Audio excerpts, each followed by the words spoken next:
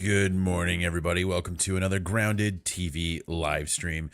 Today, we're going to be delving into one of the most recent things that caught my attention was Chrystia Freeland going on CNN and basically just vowing. I don't even know how to explain it. So we're going to watch that clip shortly here. We're going to start off with a few other things first. We also have Philippe Champagne on CTV and CBC. We're going to kind of watch those interviews just because he is somewhat of a front bencher. We want to pay attention to everything they're doing, any interviews that they have, just to make sure we soak that all in, as well as a couple other random topics I've thrown in there. I know some people are talking about in the chat Sam Cooper and a couple others, and it's interesting because I was just watching something with Sam Cooper yesterday on X, and him going into the exact same stuff Luca is talking about in the chat. And I think, you know, regardless how you feel about Sam Cooper, you should look at his work. I think he's seems like he cares and he is hell-bent on unearthing the truth. So I'm curious to see where that goes, and if anything comes of that, we'll delve into that a little bit as well. But good morning, everybody in the chat. And yeah, we're gonna be starting. Oh, I got the wheel on the screen because that's Saul's camera that's not here yet. My bad. But anyways, we're gonna start with this. Everybody's favorite on the screen here. Read Sam's book instead of Carney. Dude, I think you told me like 3 months ago to read Sam's book, and I put it on my list, but I can't find an audiobook of Sam's book. That's the only reason I haven't started it yet, because I keep telling myself I'm going to have reading time, but I never actually have time to sit down and read. I'll listen to audiobooks nonstop while I'm cleaning and doing like housework, things like that. So it's much easier for me to get through audiobooks than physical books.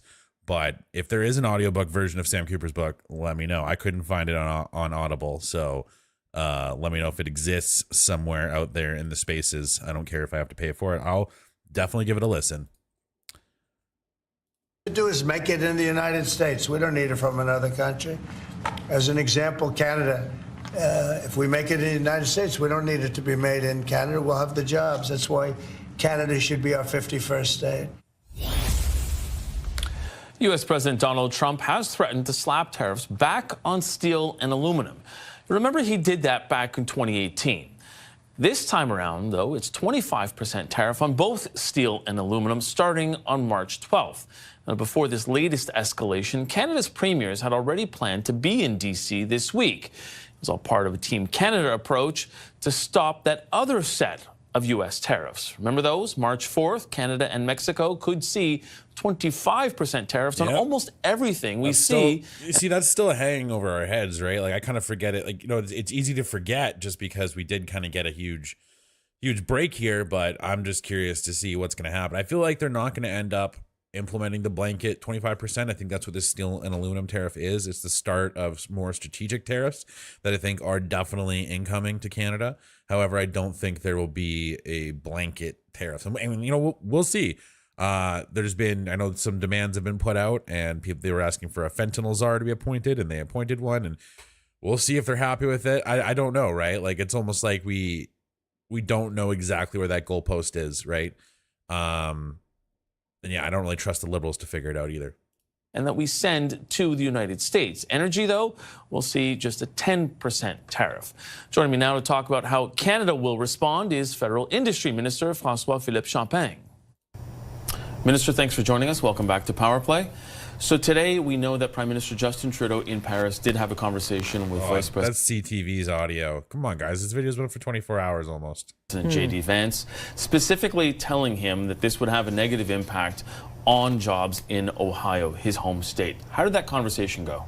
Well, I don't have all the detail, but I would tell you the best words that I've heard in a long time is the C of Ford, which just said this is going to bring costs and chaos to the whole auto industry in North America. So I hope that these words are going to resonate, because like you said, when the Prime Minister and the Vice President were together, I was not present, obviously, but it's kind of the feeling you hear now from American CEOs. I've been consulting with a number of them. A lot of what happened yesterday came as news to them as well. You know, I was talking not only to Canadian CEOs, but Americans who said, oh, we didn't see that coming. And now what we have been saying is that Yeah, I was wondering who called him a Chihuahua first. Apparently, people are saying it was Northern Perspective. I'm curious if that's true. I don't know. Someone needs. I'm just curious who thought of that. Not only these tariffs are unjustified in the closest ally of the United States, but the message we were trying to send to Washington and across the United States is that the steel and aluminum that is bought in Canada is a critical component in key supply chain in the United States, in defense, in shipbuilding, in the aerospace, in the auto sector. And now what I'm pretty pleased about is now I hear more and more U.S. CEOs saying, hold on for a minute, these tariffs are going to hurt our competitiveness and they're going to affect our national security. And that is the message I hope that is going to resonate in Washington. But do you think it will? And the reason I ask you this is because we've heard from a number of CEOs in different industries as well that have, You know what? I really miss question period. I really want Parliament to unprorogue. I really miss having some question period going on to make fun of these guys for. We don't get as much exposure to them as we usually do. said, wait, we don't need tariffs. What we have right now in USMCA or USMA is good enough, and it's working well. But Donald Trump continues on the path that he's on. So do you think that those messages are getting through to the Oval Office? Well, I would say uncertainty now is starting to affect American businesses. And I think it's going to affect also the stock market, which I know is something that the president cares about. When it's Canadians saying that to Americans, you could say, well, obviously we're making the case for Canada. But now what I hear, and last week I was in Washington, I felt that the tone is changing. Is now they're saying this all uncertainty and instability and unpredictability is really affecting our business. And like I said, for the CO4 to come out openly, publicly, and say, you know what, you're bringing chaos to our business. Right. You're adding cost to our business. You're making North America less competitive. And at the end of the day, American workers are going to pay the price for that, American consumers and American industry. So obviously it seems that now the message that we brought to Washington for months now is resonating more and more, because when they see the tariff being applied, it has an immediate impact. Thanks, Brooklyn Blade, for the follow. Appreciate it. On supply chain. I always say the Americans don't buy from Canada because they want to be polite. They buy what they need from Canada. And these supply chain exists for a reason. They've been there for decades, and they make products in North America more competitive. So that's really what you're hearing now from a number of American CEOs. But with great respect, Donald Trump has been asked about it in the past and the effect that it would have on the American economy. And he says there will be some short-term pain, essentially trying to tell all of those CEOs, look, the greater good here is that we're going to move production to the United States. And when he was asked yesterday about retaliation from other countries, he said, I don't mind, even believing that the tariffs will force companies to set up in the United States instead, moving from Canada. How concerned are you about that? Well, one is the rhetoric. The other one is the reality. You don't move a smelter like that to another jurisdiction. You cannot not move overnight, the production. not overnight. You would have to do that over probably a decade. See, I love they've got this guy back. The other CTV reporter sucked last time. The whole Stephen McKinnon interview, it was the most glazing interview I've ever seen on CTV. I was just like, what the hell is this? Brooklyn, not right now. Sometimes I will be playing games in the future, sometimes when I have extra time. Usually we're just talking about politics and going over news and political commentary. But good morning, Patty. Welcome back. Morning, James, and 2 cents as well. Okay, and with multi-billion-dollar of investment. But when don't you think that that's a real consideration? I don't hear that from CEOs, honestly, because why would we move production? I mean, these supply chain and these investments, first you need the workers, you need the integrated supply chain, you need the energy. I was just with one CEO recently telling me, you know what, how many nuclear reactors they would need to even have the energy to... Rob in the chat, Canada need its own form of DOGE. Oh, well, if that was going to happen, Rob, who would you want to see at the head of that? I'm curious. Power these new smelters that would be brought in the United States. You're talking about projects that would take over a decade at best to achieve.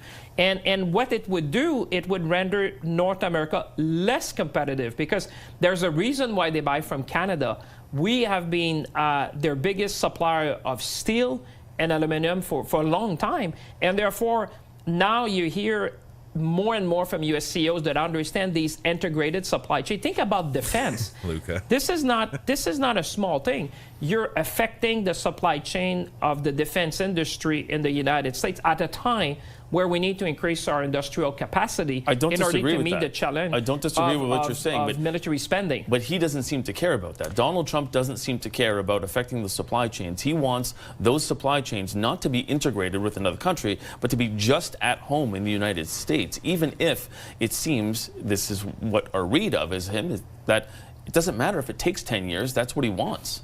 Well, I can tell you, the impact on U.S. consumers, the impact on U.S. Workers, the impact on U.S. industry, I think is going to be loud and very loud as the days and the weeks and the months are coming, because they see no alternative to what exists today. Because when we have been saying, and you've heard that many times, that parts in an auto, in a vehicle would move like 6 to 7 times across the border, that the steel we make in Windsor is essential for the industry, that the aluminum we produce is essential for the aerospace industry. When you talk to folks who have to build these things, they really understand that bringing chaos, those are not my words. Imagine, this is the words of the CEO of Ford Motor Company, who said, the measures are bringing cost and chaos to the industry, and it's only going to benefit foreign workers and certainly other nations. So I think in these circumstances, I think that Americans talking to Americans and saying this is hurtful, as we have been saying for a long time, that these tariffs would be hurtful. And you cannot lump Canada with the rest of the world, because Canada is integrated in terms of supply chain with the Americans, and there's a good reason for that. Yeah, we have a very unique relationship with America. Like, not quite a relationship like this doesn't quite exist anywhere else in the world. Like, maybe it does, but I don't think to the same extent, with the lack of security that we used to have until recently. Honestly, until the events of the last 30 years, security between the border was pretty lax. You could easily go back and forth most of the time. Like, yeah, you needed a passport, but that was pretty much it. From when I talk to people who have experience going back, back and forth in the 80s compared to now, they're just saying it's drastically different. And Canada is a unique country because we are so large with such a small population, right? And that has kind of been our biggest hurdle our entire existence. Is just our we're so big, we have so much natural resources, but we don't have the manpower to harness it all, right? And that's kind of why we've always been big on bringing in lots of immigration, lots of people from other countries, because that's how we were able to do so well for so long, and having this relationship with the U.S., right? So to have that in jeopardy, to have our immigration system be the way it is right now, where it's just not being maintained properly, it's kind of leaving us in a very weak position, in my opinion. But anyways, back to my earlier question, where you guys were saying, some of you were saying Elon and Trump, you'd want them to run Canadian DOGE as well. Yeah, I don't know. I personally, I wouldn't mind having something like that, but I wouldn't want one singular person in charge of it. I'd rather have like a group of people in charge of something like that. Just because I feel like there's a lot of power in that. And not to mention, it's kind of something that like Mark Carney's even all for, right? Like, he's talked about giving corporations a conscience, whatever the hell that means, right? Hey, Robin, welcome back. And Genghis, welcome back, buddy. That's how we can make the best vehicle in the world. So tomorrow we know that Dominic LeBlanc, finance minister, is supposed to meet with Howard Lutnick in Washington, D.C., the nominee for Secretary of Commerce. What do you hope is the number one message that Mr. Lutnick gets from Mr. LeBlanc? We want to bring back certainty. We need to bring back business confidence. We need to bring back consumer confidence. We need to understand the rules of the game. People, businesses, union leaders, Canadians, we want to understand, okay, what are going to be the rules under which we can engage with our partner in the United States. And I think I would say over the last few weeks, we've seen that the rules of the game have changed. Now we need to understand, okay, under which rules do you want to play? Because when we know the rules, we know how to win. We know how to organize ourselves. And I think this has been a big wake-up call for Canada. People have never been talking more about a free trade agreement among all the provinces in Canada. A Canada First procurement policy, as I've said. Let's make sure. And maybe that's one good thing that'll come of this, is we'll lax on the interprovincial tariffs. Like, that's something that, honestly, are we really doing anything for ourselves with that? Like, is that really helping anybody? Or is that helping the nation as a whole? Like, they talk so big on unity. They've been in power for 10 years. They didn't think about maybe uniting the country a little more, or uniting the economy a little bit more. You know what I mean? Making it more competitive. And that's the thing, right? Is like tariffs actually reduce competition, right? Like it's yes, it can improve domestic production, but having an open market increases competition, right? That was the idea of it. That was why we got put into this position originally. I agree, though, we shouldn't rely solely on our essentials from countries overseas. Like what we saw during the pandemic, when we have like, we rely on, countries in Asia like China for like our 80% of our vitamin C, a bunch of our antibiotics, a lot of like essential items, right? And I think that leaves us open to be vulnerable. However, having an more open market when it comes to basic goods during a time that's not an emergency, I don't think there's a problem with that. That we favor our Canadian companies. Let's diversify our industry. I'm always reminded CZAR, which was the industry minister in 1945, reshape the Canadian landscape in terms of industrial base so we can diversify our economy, we can diversify our exports, because Canada is the only G7 country which has a free trade agreement, all the other G7 nations. But we can also diversify our imports. And I said that to our American friends. I said, by the way, we buy more from you, the Americans, than China, Japan, the UK, and France combined. We can also decide to diversify our imports if we need to go. Which will shoot up the costs, of most items, unless we get it from China. You know what I mean? Like, that's something that I think people need to keep in mind is like, we're not going to be, buying most of our goods from people in the UK or, most democratic countries. We're going to be buying it from like China, because that's the only way we're going to keep prices the same, like, or similar, is by buying the cheapest options. There. But that doesn't seem to get through to him. And the reason I say to that is because he had said that he would give great consideration to a possible carve out or not putting those types of tariffs on steel and aluminum from Australia, because he said that they have a trade deficit with the United States. The way he sees the numbers with us is that we have a trade surplus with him. So what do you do to get through to President Trump to make sure that Canada is exempt from this? Because we know the deadline is coming up in about a month here. Well, I would say there's other reasons around Australia in my view, but we can get into that one day. I think it's related to defense. But I would say the best way to get the message through is to union leaders, to workers, to U.S. CEOs, to people like governors. I mean, remember, have you seen the governor of Kentucky's interview? I mean, you should watch that. Yeah. Governor of Kentucky said, hold on for a minute. That thing was a week ago. He said, farmers are calling me now. Distilleries are closing. Orders are being canceled. What's going on? He said, but that hasn't changed what Trump is doing. Well, no, but I think there's more and more voice. That I can say to you, Mike, from where we started to today, I see more and more voice. We said, I remember the governor said, I thought this was about Canada. Why are people in Kentucky now have to pay for policies in Washington? Why should the economy of Kentucky go into recession? We're hurting. So I think that the position we've been taking to stand firm, we've done that with provinces. What we've done at the LCBO and across a number of stores have been seen. This was very visible. I was in Washington. People said, oh my God, what's going on?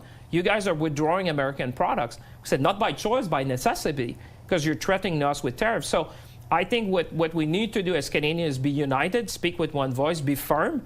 And I would say on the other end, let's be ambitious, let's be confident, and let's build the Canada that we want, to make sure that we are more resilient amongst ourselves.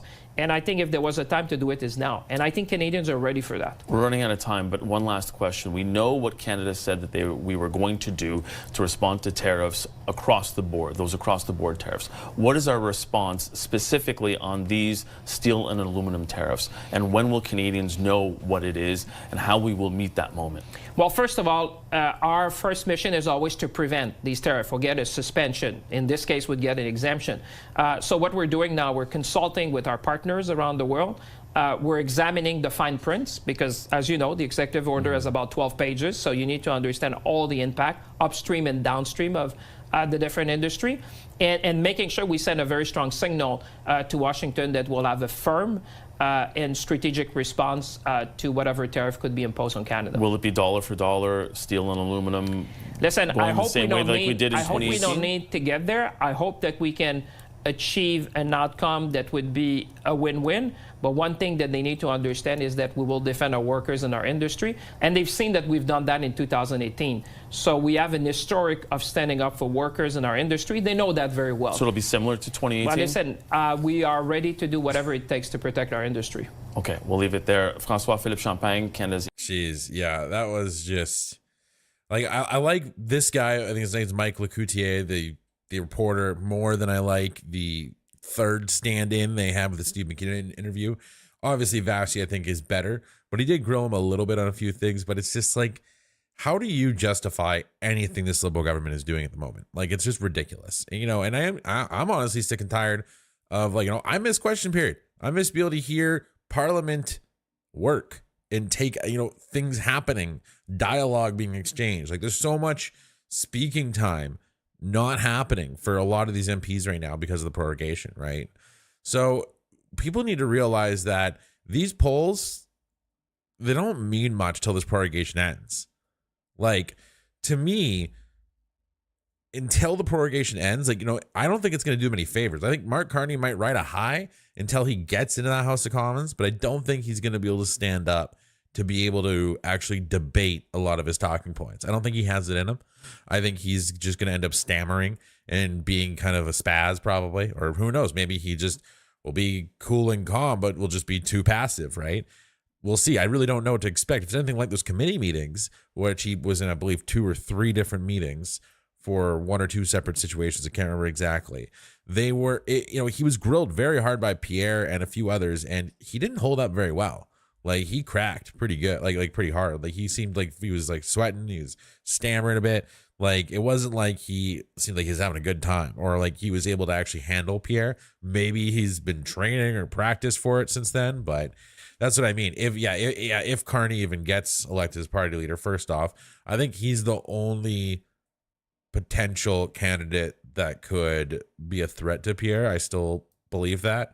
I think if anyone else wins the leadership race, then we'll see what happens. Yeah, it was not elected yet. That's the thing. It's apparently that's just a small little obstacle for politicians in Canada these days. Jose, good morning, Jose. It's just, yeah, like, because from what I understand, he could still become party leader, but then he has like a certain time limit to become an elected MP. I can't remember exactly how it works, but they don't seem to be too concerned about that. So I imagine it's not a very difficult thing to get done. Because especially if they can like position him in a specific riding that they think he'll do well. Like, they seem like they're trying to get him to go, like, I don't know. I feel like they're gonna run him in like Edmonton or somewhere like that's traditionally non-liberal, because he's trying to seem like an outsider. But we'll see. We'll see what happens. Industry Minister, thanks so much. Now, since Donald Trump's threats have intensified, the political winds have shifted in Canada. And Nano's poll for CTV News shows that the gap is narrowing between the Conservatives and Liberals. CTV's Colton Prale is here to break down the numbers for us. And Colton, what do they tell us about the situation? Well, if polling captures a moment in time, Sandy, then this moment is far more competitive than the political arena in Canada has been for months. Using Nanos research tracking, a month ago, the Conservatives soared 27 points above the Liberal government. That's the kind of lead that could have created the biggest single-party caucus in Canadian history. Yep. But new polling today shows that gap has closed to just 8 points. But the thing is like, you got to really, this is Nano's polling. You got to take this with a grain of salt. Like I said, there's no mic time for the Conservatives. Like, they all they can really do is Pierre go do these announcements. Like, there's no debating time. You know, that what I feel like is Pierre's strong suit. That's where I feel like the Conservatives really shine, is in the House of Commons. And not having that right now, like, you know, they're gonna have that before the election takes place. They're gonna have a few months in the House of Commons, from what I understand, to figure this out. So, or like, I imagine Jagmeet Singh's going to drag it out a little bit, but we'll see, right? Because if they end up having an election as soon as it resumes, like, how much time would they end up having exactly, right? Like, I think it's, I got to look into that. I'm curious, because this whole situation, like, I wouldn't jump to any conclusions yet. And we should have been saying the same thing to ourselves when we saw the 57% in the polls for the Conservatives, like the 26-point lead. You know what I mean? It's the same kind of thing, right? Like, we'll see what happens. I don't think it is, you know, it's not changing my vote, right? And I think a lot of people, it's not going to change their vote. So we'll see what happens. they being dirty like this. We'll see. We'll see. I don't think so. I think they're just, everyone's riding this high. Like I said, even if these, like, let's just say these polls were as honest as possible, I don't think it means much at this point because no one else has any time to debate issues or talk. Like, nothing's really happening. It's just like a couple press conferences here and there, and the Liberals are basically in full campaign mode because there's a leadership race going on. With the swing going mainly from the Conservatives to the Liberals and little change in support for the NDP or the Bloc. Two groups that have been moving towards the Liberals or back to the Liberals in the last few weeks. Women voters who had in December basically deserted the Liberals, they're coming back. Also in the province of Quebec, Liberal fortunes seem to be improving in the province of Quebec, where they're now pulling ahead of the Conservatives and are challenging the Bloc Québécois. All right, so Colton, what is driving the change? Well, Trudeau stepping down has absolutely been a factor, but the Nanos polling also shows a major shift in what it is that people are worried about. 4 weeks ago, Trump was a top concern for just 1% of respondents. A month later, it's the second highest polling issue, only behind the economy. And separate polling shows that when it comes to Trump, voters prefer Mark Carney to Pierre Poilievre. Now, and this whole thing again, like, I don't know anyone who actually thinks that. You know what I mean? Like, I know, I think maybe two people. Maybe it's where I live. Maybe it's just anecdotal. If you know people who agree on this, let me know. I'm curious. But this is all done by Nanos polling. At the same time, Sandy, in the background of all of this, there has been a conservative... No worries, 2 cents. See you later. ...reaction even prior to these numbers coming out. We're seeing a shift in conservative messaging to include a more patriotic slogan centered around Canada first. Sandy? We will stand up. Yeah, and that was the whole thing with cutting foreign aid, a lot of this stuff, right? Like, and to be fair, the way I took it is he's saying, like, we have a national emergency. That's why we're making these cuts, right? That's why we're going to cut foreign aid. It wasn't like, hey, we're going to forever cut foreign aid and cut ourselves off from the rest of the world, like some people are trying to spin it. To me, I took it as like, hey, we're in a really bad time. This is an emergency. We're going to basically be doing this and this and this. And that's how I take it. And to me, I feel like it's kind of needed. At this point, I feel like whoever ends up coming in as the next prime minister is going to do something like that. They're going to declare some kind of emergency to get a lot of sweeping change done quickly. And I think just because there's so much damage, there's so many issues, regardless who gets in, if they're actually going to do anything they say they're going to do, then we're going to have a lot of change happen right away. But I highly doubt the Liberals are going to win. I think our worst case scenario is we see a conservative majority who isn't able to get as much done because of the NDP and the Liberals. For Canadian workers, we will stand up. The two clients I have are threatened by Pierre and encouraged by Carney. They listen to CBCNN and CTV news regularly, so they have slanted facts. Yeah, I think it's more of the people who can't like separate the opinion from the fact, I feel like, and they just take everything as fact from the news is kind of the problem. Because like I know people where they have mainstream news playing all day, but they're basically just calling the TV a liar all day. Like that's my family members, like my father-in-law. You'll have global news, CTV, CBC playing nonstop, and he'll just be yelling at the TV the whole time. You know what I mean? He'll just be like, "That's not true. He's a liar. That's a liar. That's a lie." And it's just like, well, why are you watching it?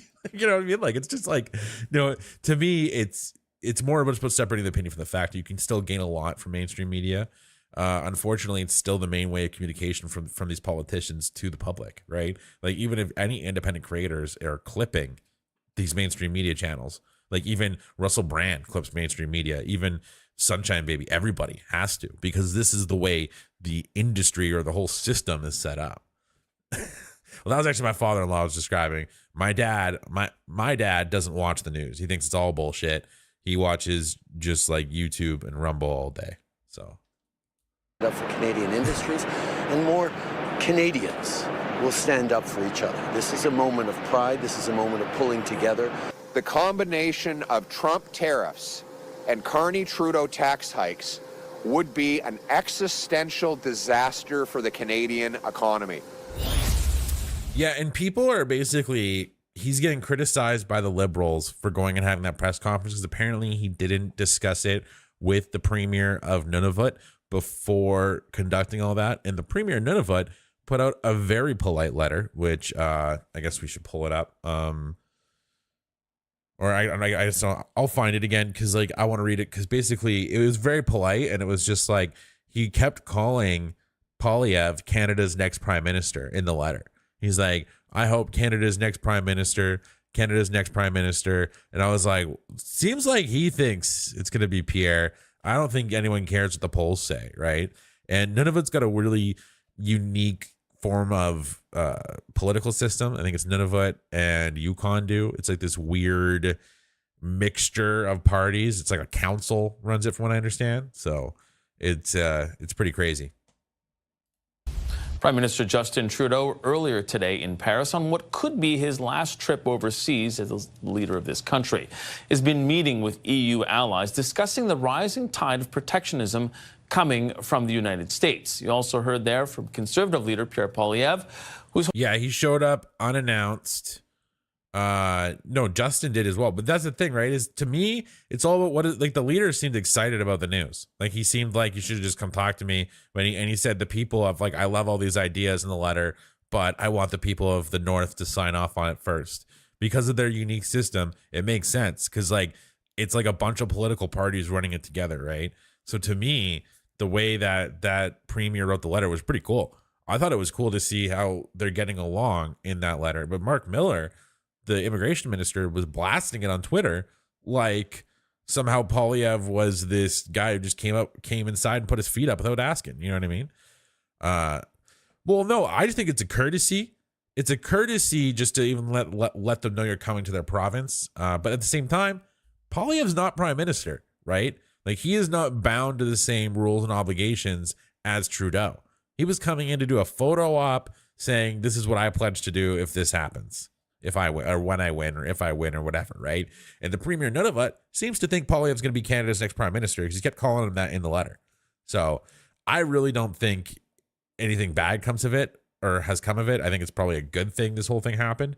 But at the same time, you know, we have to remind ourselves, Poilievre's not prime minister. I think the Liberals even forget that sometimes. Like, it's just like, because no one else, like, we don't seem to have a prime minister. You know, Poilievre's the only guy who seems to be taking charge at all, and he's not even in charge at all. You know what I mean? He's an opposition leader. So he's got some pull in the House of Commons just to grill our leaders, but he really doesn't have much control within our own government. Holding a pre-election campaign announcement yesterday in Iqaluit. So how are the two connected? Well, we've got new polling showing the gap between the Liberals and the Conservatives is narrowing. What was once a 27-point advantage for the Conservatives is now inside double digits. Have a look at these numbers. This is the latest Nanos research. Yeah, so we just went over this on the other one, so we'll skip past this clip after this. This, to me, like I said, these are going to change. I feel like everyone's riding a high right now. Not to mention, depending on how this whole Trump thing plays out, like with the tariffs and everything and the trade war, like, to me, that's going to affect these numbers as well. And there's still a lot of time for any of these parties to come up with new platforms or to change their platform in some way. So we'll see what happens. I feel like the Conservatives are going to be trying to do more and take the shift off of axing the tax. And they seem to be focusing on stop the drugs and stop the crime, probably, like more of these things that the Liberals won't seem to acknowledge still. The Liberals are seeming to acknowledge more and more of these issues as time goes on. But I think that's just because they realize they have no option and they're just trying to go up the polls. Federal ballot tracking, and it has the Conservatives at 38.3%. The Liberals are now at 30.1%. The NDP at 16.4%. Leger Marketing also has the Conservatives at 40% and the Liberal Party. Yeah, see, like right here too is another example of like it would just end up in a situation where not much will get done. But I feel like this would be like your worst case scenario kind of results, right? Is these polls, but like we'll see, right? Things can always change. People can, you know, we can find out someone was at a Diddy party or something crazy, right? We don't know. At 31%. That's two polls now showing the gap is just single digits. So how did this change so quickly? Well, but we got to remind ourselves too, when the polls are good, we got to be telling ourselves the same things. We can't just pick and choose when to trust the polls. One word, Trump. Respondents to the I'm doing it a lot lately because I was like, oh yeah, well, how are these? Look at these polling numbers. Who's going to take this away from them? I think I've said that like 100 times on stream, and now I'm just like, don't worry about the polls, guys. Don't worry about them because they're not. I don't like them anymore. Nanos polls say that the American president and Canada's relationship with the U.S. is a growing concern.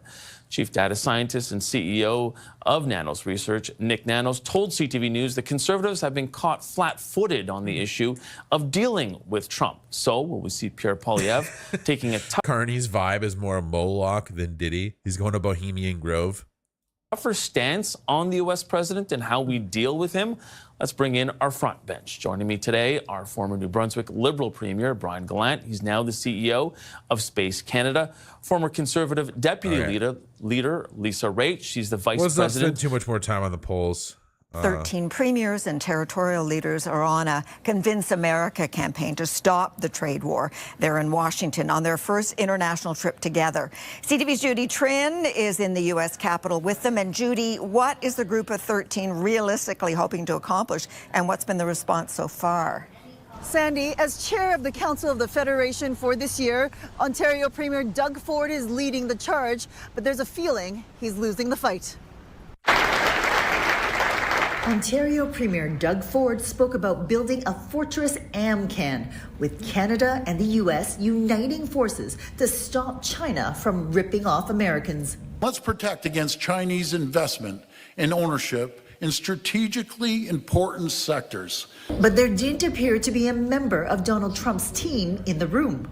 The event was co-hosted by the U.S. Chamber of Commerce, but the audience was mainly from Ontario, including this executive worried about the impact of Trump's new tariffs on steel and aluminum.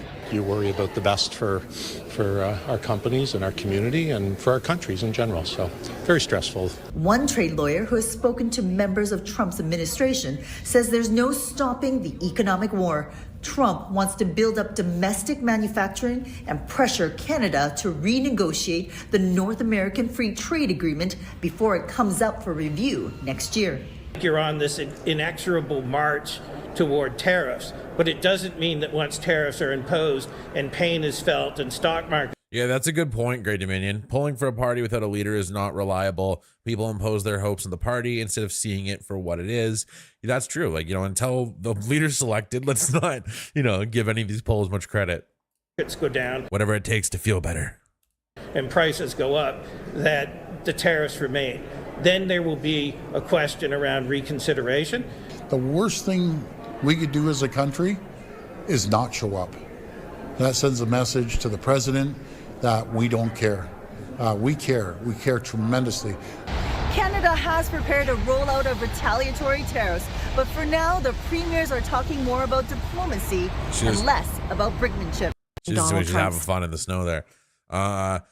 Yeah, so next to us, Trudeau went to Paris, guys? We kind of glanced over that. I guess we kind of just like, Trudeau's not much in the spotlight. Honestly, I don't really care much what he does anymore. I'm just like, why don't you just quit already? Like, just stop pretending like you're doing your job. Just leave. Steel and aluminum tariffs, which go into effect on March the 12th. That is what he is threatening. The Prime Minister's promise of a swift response today, that came out of Paris. Billions of dollars in products are sent to the United States from this country, and thousands of jobs are at stake. But it's not just Canada in the crosshairs. The EU and UK have also been targeted with tariffs. Now, what those countermeasures will be, we don't yet know. Justin Trudeau says the response will be coordinated with other nations. Yeah, well, then Chrystia Freeland went on CNN and basically started running her mouth, so we're going to watch that too coming up soon. Or sorry, Chrystia Freeland went and advocated for Team Canada. So that's what I should have said to be less conservative there. And Donald Trump is already threatening reciprocal tariffs. CTV's Rachel Aiello is in Paris with the Prime Minister. And Rachel, walk us through exactly what Trudeau said. Sandy, after 2 days of dodging our questions about Trump's latest tariff threat, Trudeau told the traveling media this morning that Canada will retaliate if it comes to it. Tariffs on Canadian steel and aluminum would be entirely unjust. Like, how happy is he? Like, the thing is, I feel like he's happy about this. I feel like, honestly, he's happy about this. He's just like, hope you guys miss me when I'm gone. Like, he thinks that, like, I just can't stand him. Like, just quit already. Just leave. Leave the country. Don't come back, please. Prime Minister Justin Trudeau today slamming U.S. President Donald Trump's new steel and aluminum tariffs, stopping short of committing to a dollar-for-dollar retaliatory response. If it comes to that, our response, of course, will be firm and clear. It's a big deal. This is the beginning of making America rich again. Trump signed an executive order that would impose 25% tariffs on steel and aluminum. And people are arguing that this plan is going to be making America rich again or not. And like Great Dominion is saying, U.S. inflation is at 3% and rising. Trump is trying to blame Biden. Yeah, that's not, like, we'll see what happens. Like, this is what I mean, right? To me, this is an experiment. Like, will this actually work or not, right? And I feel like at this point, things aren't, he's coming in too hot and heavy, I think, at this point. Imports, without exceptions.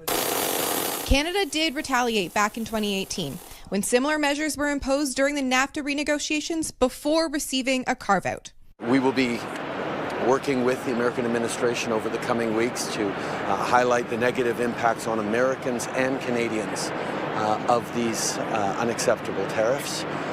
That work with the Americans began today at the summit that brought Trudeau and U.S. Vice President J.D. Vance into the same room. Why are you slapping tariffs?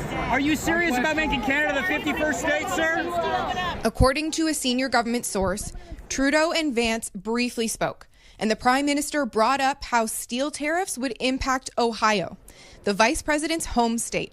With Canada-U.S. tensions strained, Trudeau said he plans to work with other world leaders who have also been impacted by Trump's latest trade action, such as the European Union, which has vowed the U.S. president's tariffs will not go unanswered. The Prime Minister had... Jeez, Patty, coming off a little rough there. Usually you're so polite. Jeez. Biden left Trump a dumpster fire. Yeah, and I understand there's two sides to this argument here. And like I said, time will tell. We'll see what happens. Like, we have to kind of like just, at this point, democracy spoke when they elected him in. So we have to kind of just let things unfold. So far, from what I understand, they're really upset with the courts and everything, but I don't think they've actually taken any resistance to the courts and that whole situation that's going on that I hope Saul can elaborate more on once he tunes in or comes in here. Has already been interacting with some of these allies on the sidelines of the summit, and others he may see tomorrow when the Prime Minister heads to Brussels. Sandy? All right, Rachel in Paris. The Prime Minister has named Canada's new fentanyl czar. Great Dominion. Trump is lighting more dumpster fires. Yeah, I think the other day I put up a poll, or yesterday, saying, like, is Trump, like, does he have some crazy four-dimensional plan we just can't see, or is he just losing it? You know, because like some of the things he's doing, like I said, he's just coming in really hot and heavy. People are speculating that he's doing a lot more behind the scenes. It's escaping notice. That's why he's coming in so hot and heavy, to kind of just like bombard the media so they can't keep up and they can't cover everything. And also it kind of makes people just tune out and be like, oh, we'll check in once it's over, kind of thing, right? It just seems like this political shitstorm brewing, you know. Kane, Trump left Biden a dumpster fire too. He's just returning the favor. But that's the thing too. It's so funny when you have like one presidents who go one term in, one term out, then one term in, one term out. Like, what much is really getting done, right? Like executive orders and trying to bypass Congress and take shortcuts, I feel like is the only way they can get anything done. Part of an effort to fight, which arguably is undemocratic, against U.S. tariffs. And we've also just learned new details about the amount of tariffs that Canada... Welcome back, Kane, by the way. Could and Hurricane 911. ...be facing. There are two deadlines coming up fast. First, the 30-day reprieve from President Donald Trump's blanket tariffs on Canadian goods that could end March 4th. And now, Trump has ordered separate 25% tariffs on Canadian steel and aluminum from March 12th. Yeah, We've just learned from you know what? Thank JT for prorogating, because this is what we're doing now. We're covering we're doing news commentary till House of Commons is back. And there's not much actual announcements going on. We got some stuff queued up, though, a lot of interviews and stuff. But like I said, if you're going to ignore the mainstream news, you're going to be not hearing your politicians a lot. House official who has confirmed to CBC News on Background that those tariffs would be on top of the blanket tariffs, meaning the metal tariffs could total 50%. In the meantime, Trump keeps making more threats.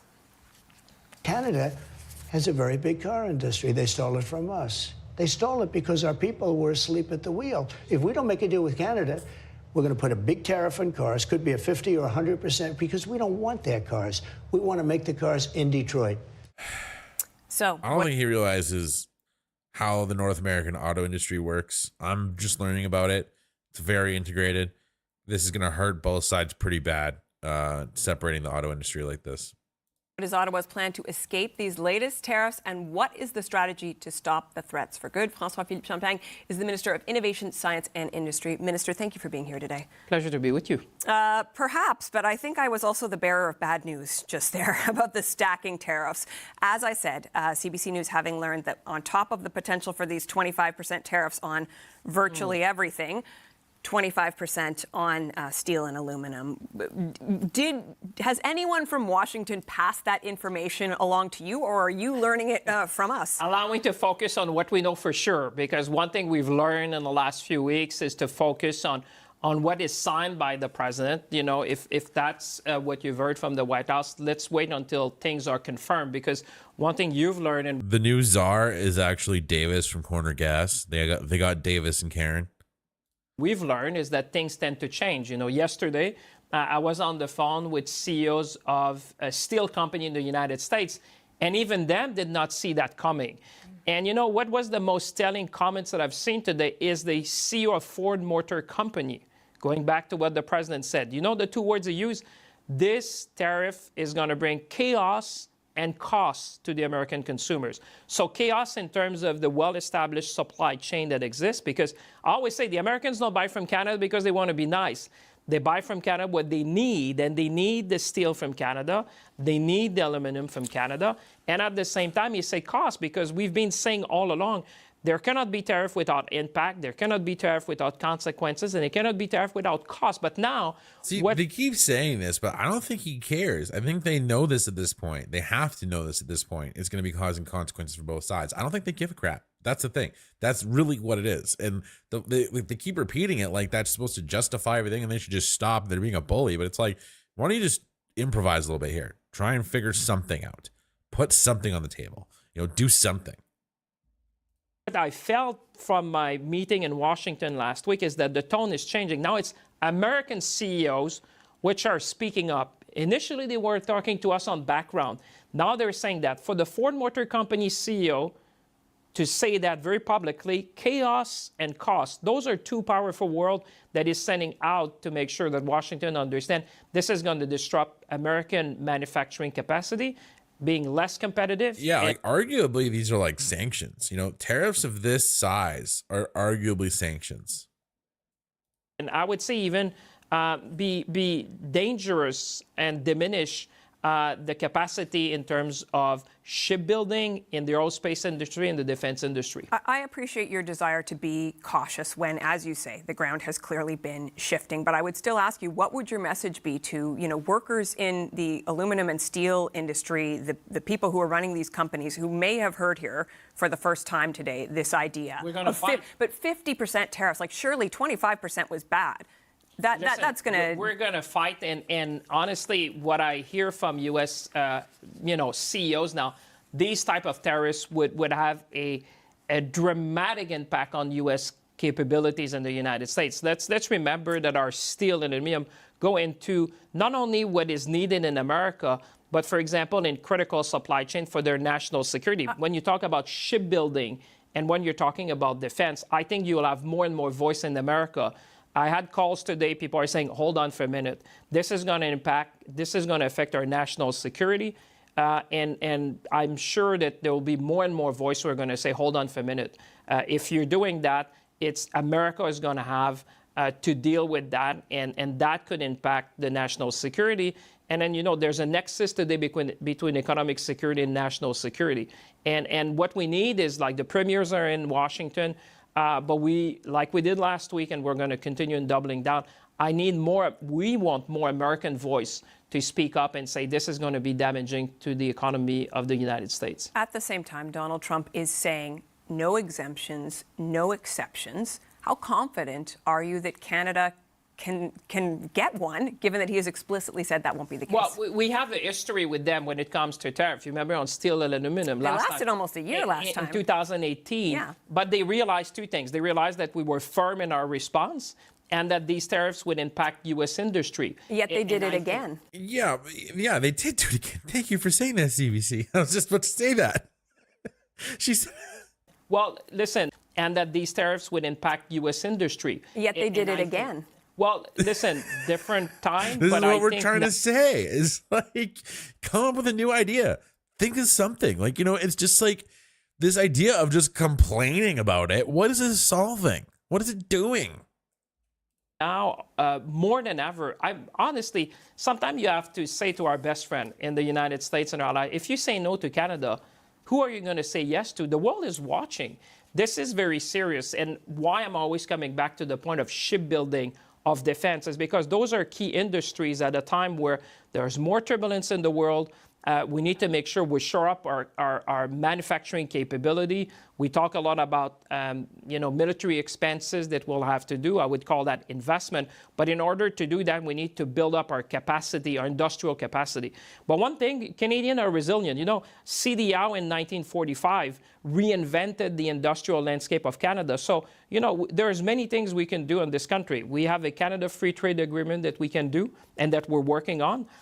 We can have a Canada First procurement policy, so we favor Canadian company. We can diversify our industrial base. We've done it before in 1945.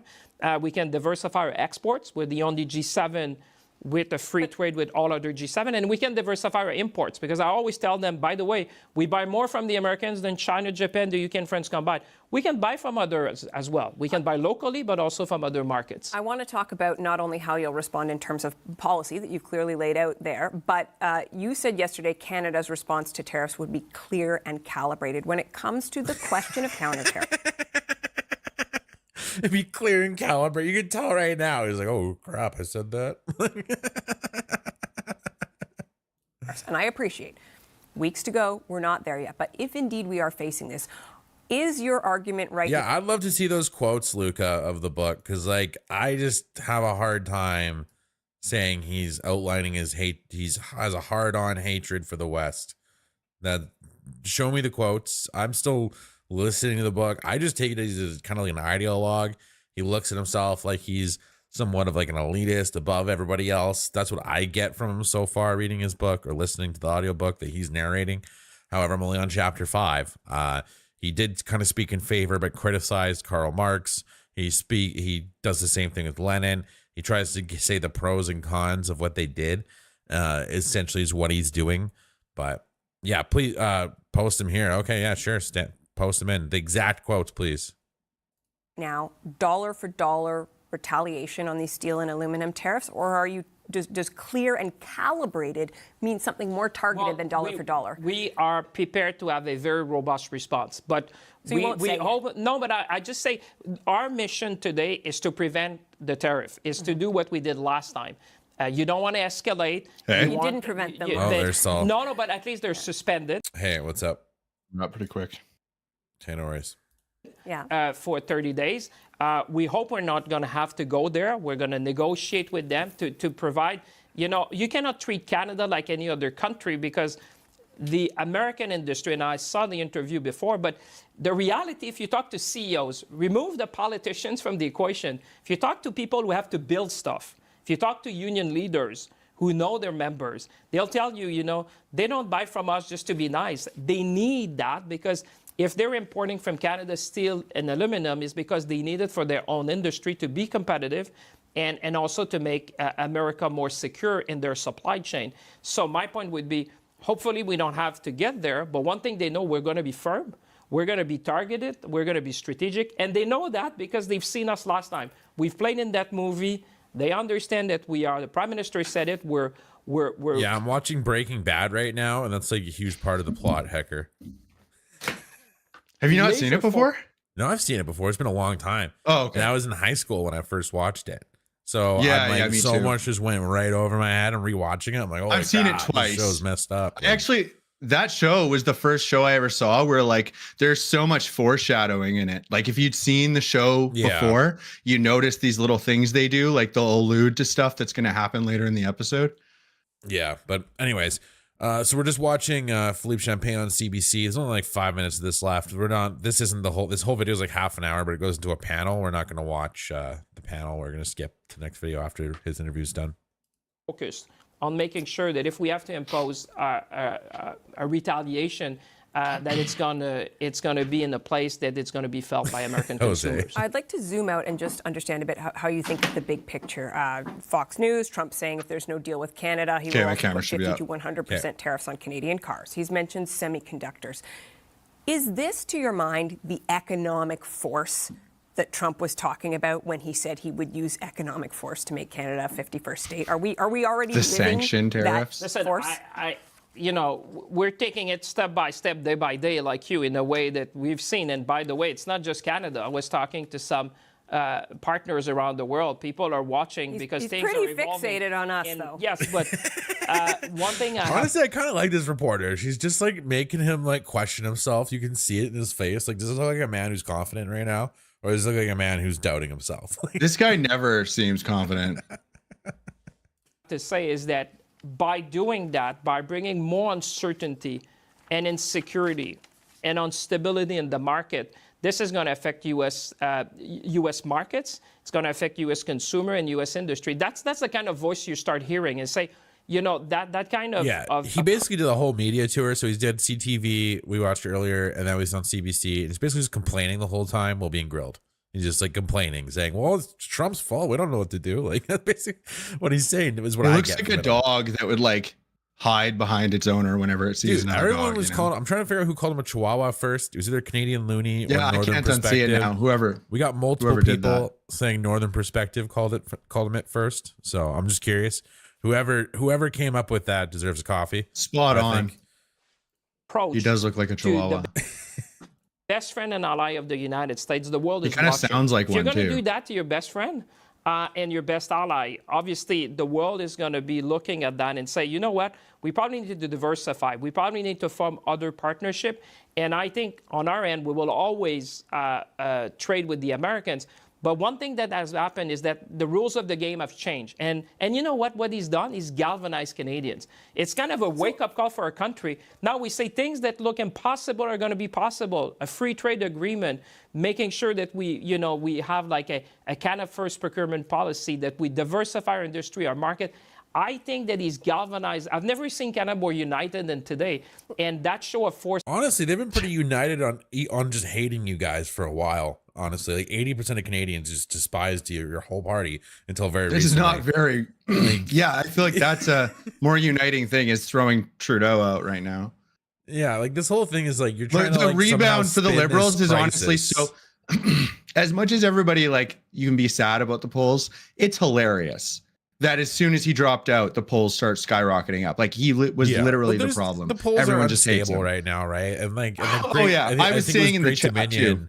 brought up a good point, saying they don't even have a leader yet. So how is that an it's- accurate poll? And then, that's a good point. It Right? means nothing at this point. There's those polls about Carney CZAR. too. He's not tested in front of a broad audience, right? I have no idea how he's going to play off with the general public, like how people are going to see him. How if it like is Pierre's rhetoric going to work, or is that like too outside of most people's sphere of influence? I don't know. I have no I idea. don't think so. I just think for a while Pierre didn't really have any competition. Like he had, like that was it, and now he's got some competition. But he's stepping up. I think he's going to be stepping his game up.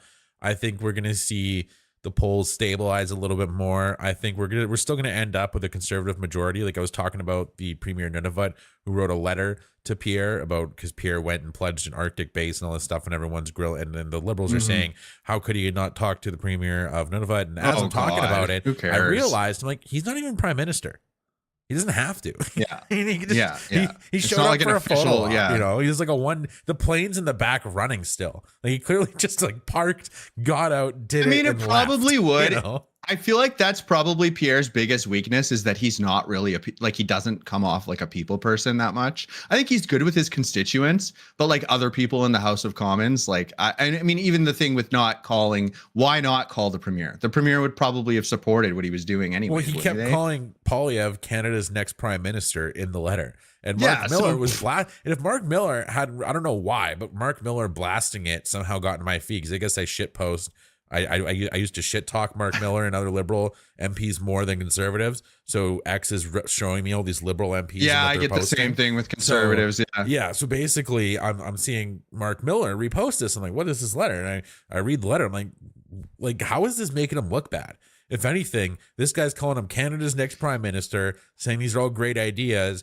But when you're prime minister, we'll just have to make sure Northerners are okay with it all first. Which is, if you know about how Nunavut and Yukon operate with their systems, they have a really unique parliamentary system that's like kind of like a conglomeration of parties, and it's like a kind of like a council. So this is what I got from it. It reminded me of the Jedi Council. Not gonna lie, but anyways. Yeah, I was just gonna say that if there's anything that all the political parties could take from MAGA that they do really well is like the networking. Like Trump will endorse random governors we're running, and he pissed off the auto worker industry with these tariffs because he went and he but he doesn't have to get reelected at this point, right? The union leader of the auto industry on one of the auto unions on one of his rallies, he brought up on stage. Yeah, said, I remember. We're going to do this, and now these tariffs are not very good for that industry.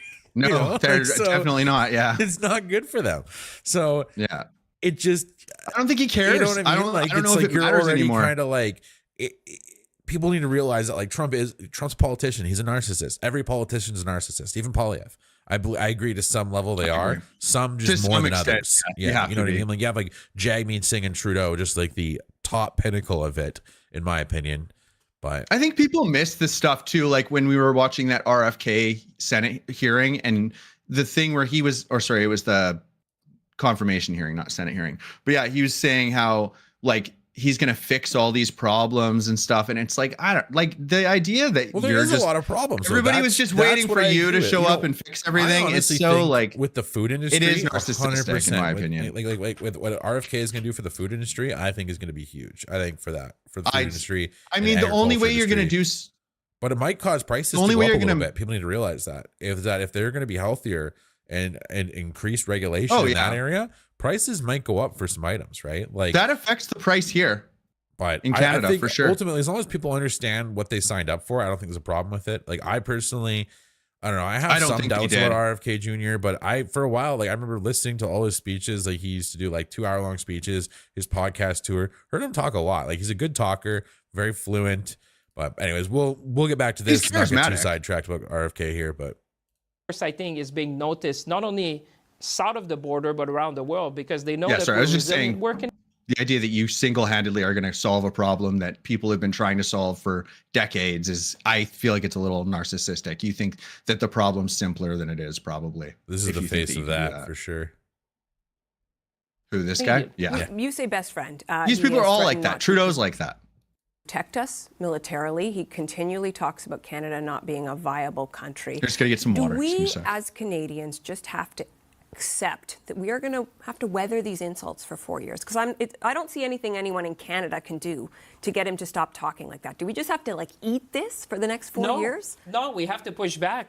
I'm never going to accept anyone talking like that about Canada. But how do you stop that discourse? Our workers deserve respect. Our industry deserves respect. Our country deserves respect. We've done a lot together for generations. I think the way that I see it, this is a president that respects force, that respects resolve, that respects strength. And that's what we need to show. When we go to Washington, I always go there confident to exude that kind of thing. We are Canadians, and you know what? You have galvanized our country. Yes, we can do things together, but if you say no to Canada, you know what? We're going to be saying yes amongst ourselves, and we can diversify our industry and our economy, and we're going to do it. So I think that's what we need, and I think the premiers being in Washington is a good thing because we need to speak with one voice. That's another very big thing, and be united and show Canada at its best, an ambitious Canada, a confident Canada, and a confident that's not afraid, because otherwise, if you let him undermine the spirit of Canadians, that would be detrimental. We need to show force and strength and confidence. I want to talk about what that looks like concretely. There's been more talk about a west to east pipeline. The candidate that you are backing in this leadership race, Liberal leadership race, Mark Carney, has said red tape has stopped or slowed too many energy projects in this country. As someone in government, you would bear some responsibility for red tape. Do you agree with Mark Carney on that point? We need to do things differently. Then your own government has been doing for 9 years. But the world has changed, the world has changed. But he's talking about red tape that pre-exists. But the world has changed, and I think it's not just about government. Canadians are seeing that the rules of the game have changed. So the worst we could do is to play by the same rules when the rules have changed. We know how to win when we when we all abide by the same rules. So Canadians have seen that. They understand that there's a nexus between energy security, economic security, and national security. So I think we want to be resilient on this side of the border. Things that probably looked very difficult before seems to be more possible because Canadians are with us in that, and they want Canada to be more resilient. We are right out of time, but I promised I would ask you about the fentanyl czar. How much time does Mr. Brosseau have to show results? If there's a 30-day reprieve, is it realistic to expect Yeah, and I heard this isn't the best pick. him to be announcing fentanyl busts or new action in the next couple of the weeks? work is already ongoing. Now is that we have someone who's kind of heading all these efforts, making sure that we have one big voice on that. But, you know, it's in Canada's best interest to stop fentanyl, to stop illegal immigration. He does kind of look like Davis from Corner Gas, though, a little bit paler, but. And to make sure that we show to American friends, we do it for ourselves. Because when what we do at the border is to protect Canadian, is to protect our country. And when we do that, we also protect North America. So I think you'll see action.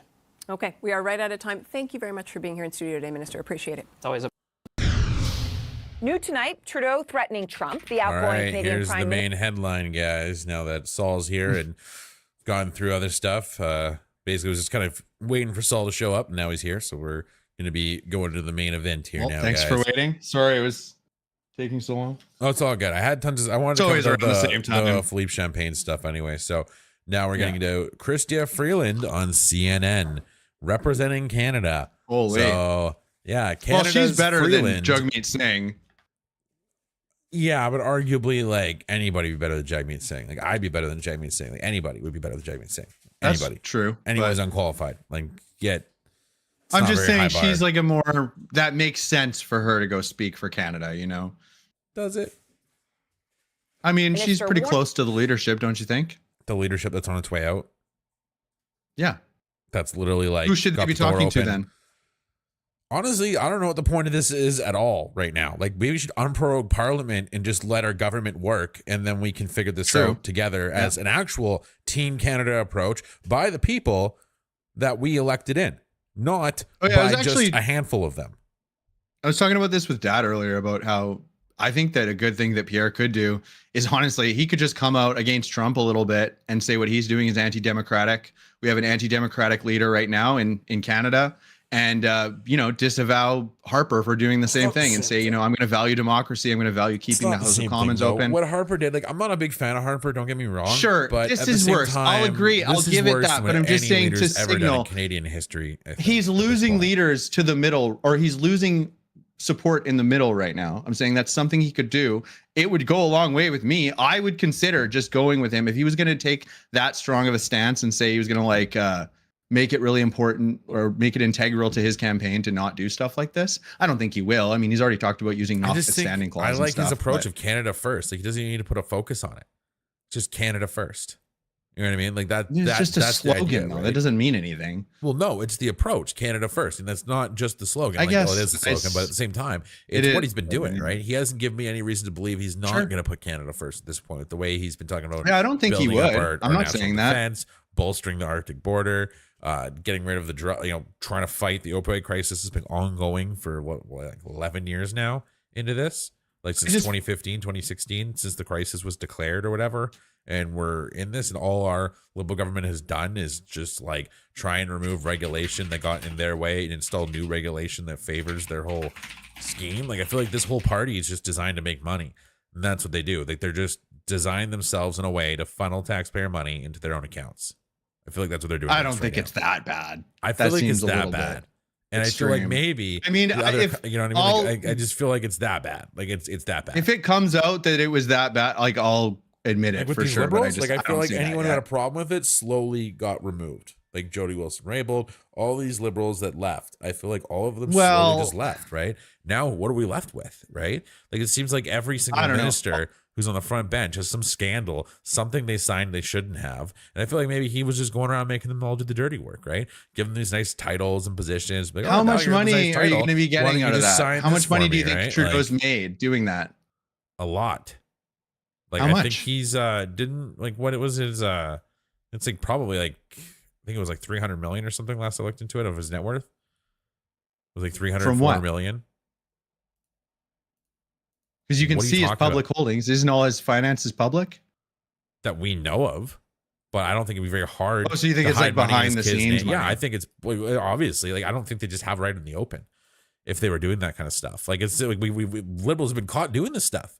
Like Randy Brosseau, that whole scandal. Yeah, these are conflict of interest things, but these are small. There's a lot things, of stuff. right? I don't think you understand. Like, it's bad. There's a lot. There's I just don't think it's like that everywhere. Extreme. Hundreds of $1 million here, hundreds of $1 million there, $20 million there. Also, we're kind of 50 million I was there.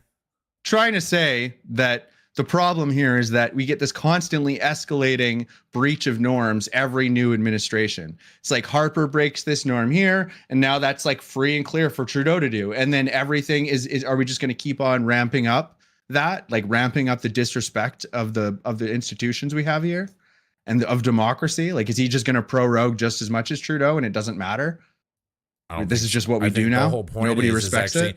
I think after this purgation, any purgation is going to damage a party.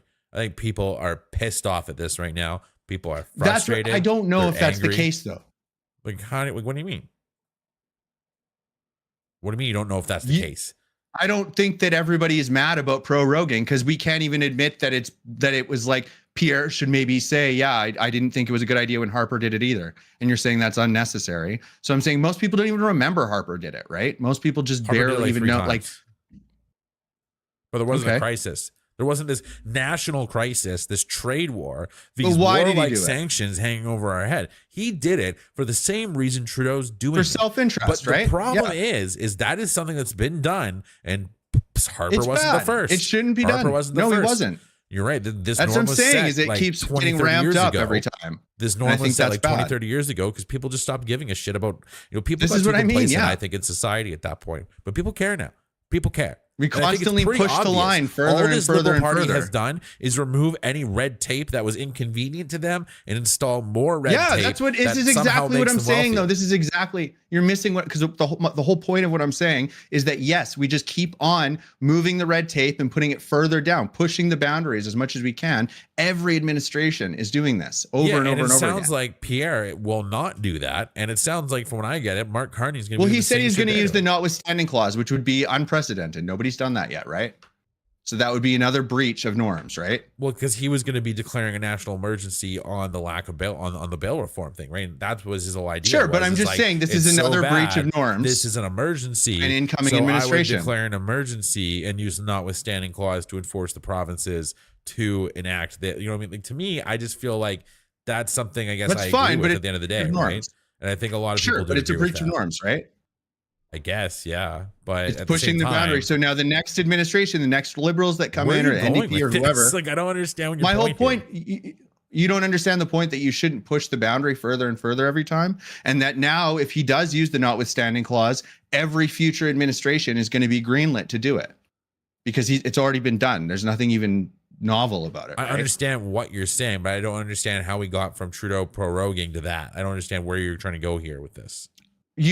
How do you know literally what I said is I said Trudeau is proroguing. It would be good to see Pierre come out and say he disavows all of these like anti-democratic things that are being done in the interest of their own party. Okay, sorry. And Well, he that's where you disavowed when lost me, Harper was doing it, and 'cause then going forward, he I doesn't thought you want to moved on continue those. to like a different topic there. So what you're trying to say is No, it's the for same him topic. Not disavowing Trump is somehow somehow making this problem worse. Is that what you're saying? Somehow making this whole problem with No, Trudeau it doesn't have proroguing to worse. be that. But I'm saying Trump's doing the same thing. Or He's Trudeau also moving the pushing red tape. boundaries. Yeah, and I think They're we've also all said that. I moving, think he's like, coming in pretty ignoring hot red and heavy. tape But and he also moving said he was past going it, to do it, right? Well, that's the thing. Is like, I don't know what's going on with the courts and everything. Are they going to just go around the courts? That whole thing you were talking about, the DOJ and their all clearance? Because it sounds like they're not. I think they're It sounds like already. mad It's about already it. being challenged. The courts Yeah, have but said that they're challenging breaking it the law through the courts, though. But they're challenging it through the Yeah, courts. but the executive branch is the one responsible to enforce the decisions that the judicial branch makes. And there's nothing in the Constitution to deal with the executive branch breaking the law and being challenged by the courts. Like, who's going to punish them if they ignore them? There's nobody there to do that. There's nobody above the president. I understand. So it's a constitutional crisis, right? But we're losing sight because I was talking about Trudeau, and I was just trying to say that I don't like how we're constantly pushing the boundary every time. Yeah, no, but the Prime Minister Liberals will go has never further than the enacted Conservatives and notwithstanding back and clause. forth, right? The notwithstanding clause has never been used federally. That's what I understand. So it's never been like you're all doing this regardless of what you want to do, right? Like that's what it would be, right? It's like you're basically forcing the provinces to do a blanket approach, right? Which I agree with certain things, and I think that's something that was in place before. Bring up the Harper thing. And he doesn't even have to use the notwithstanding clause. He literally just said he will do that if they get in his way. Is what I got from it all. Yeah, he'll ignore the red tape if it gets in his way. Yeah. Okay, but at this point, what we've seen of the Liberals, it's within the charter. The notwithstanding clause is the in there for Liberals that, and this coalition basically taking Canada hostage and just running it into the ground, doing whatever the hell they want. Yeah, I think it's bad. That's what I'm saying, is we need to stop this constant breach of norms and going further than the last guy did, right? That's all I'm trying to say. I understand what you're saying. Anyways, let's get back on topic here. This is just warning President Trump of immediate retaliation to Trump's executive order late yesterday. That order slapped a 25% tariff on Canadian steel and aluminum. Tariffs on Canadian steel and aluminum would be entirely unjustified. If it comes to that, our response, of course, will be firm and clear.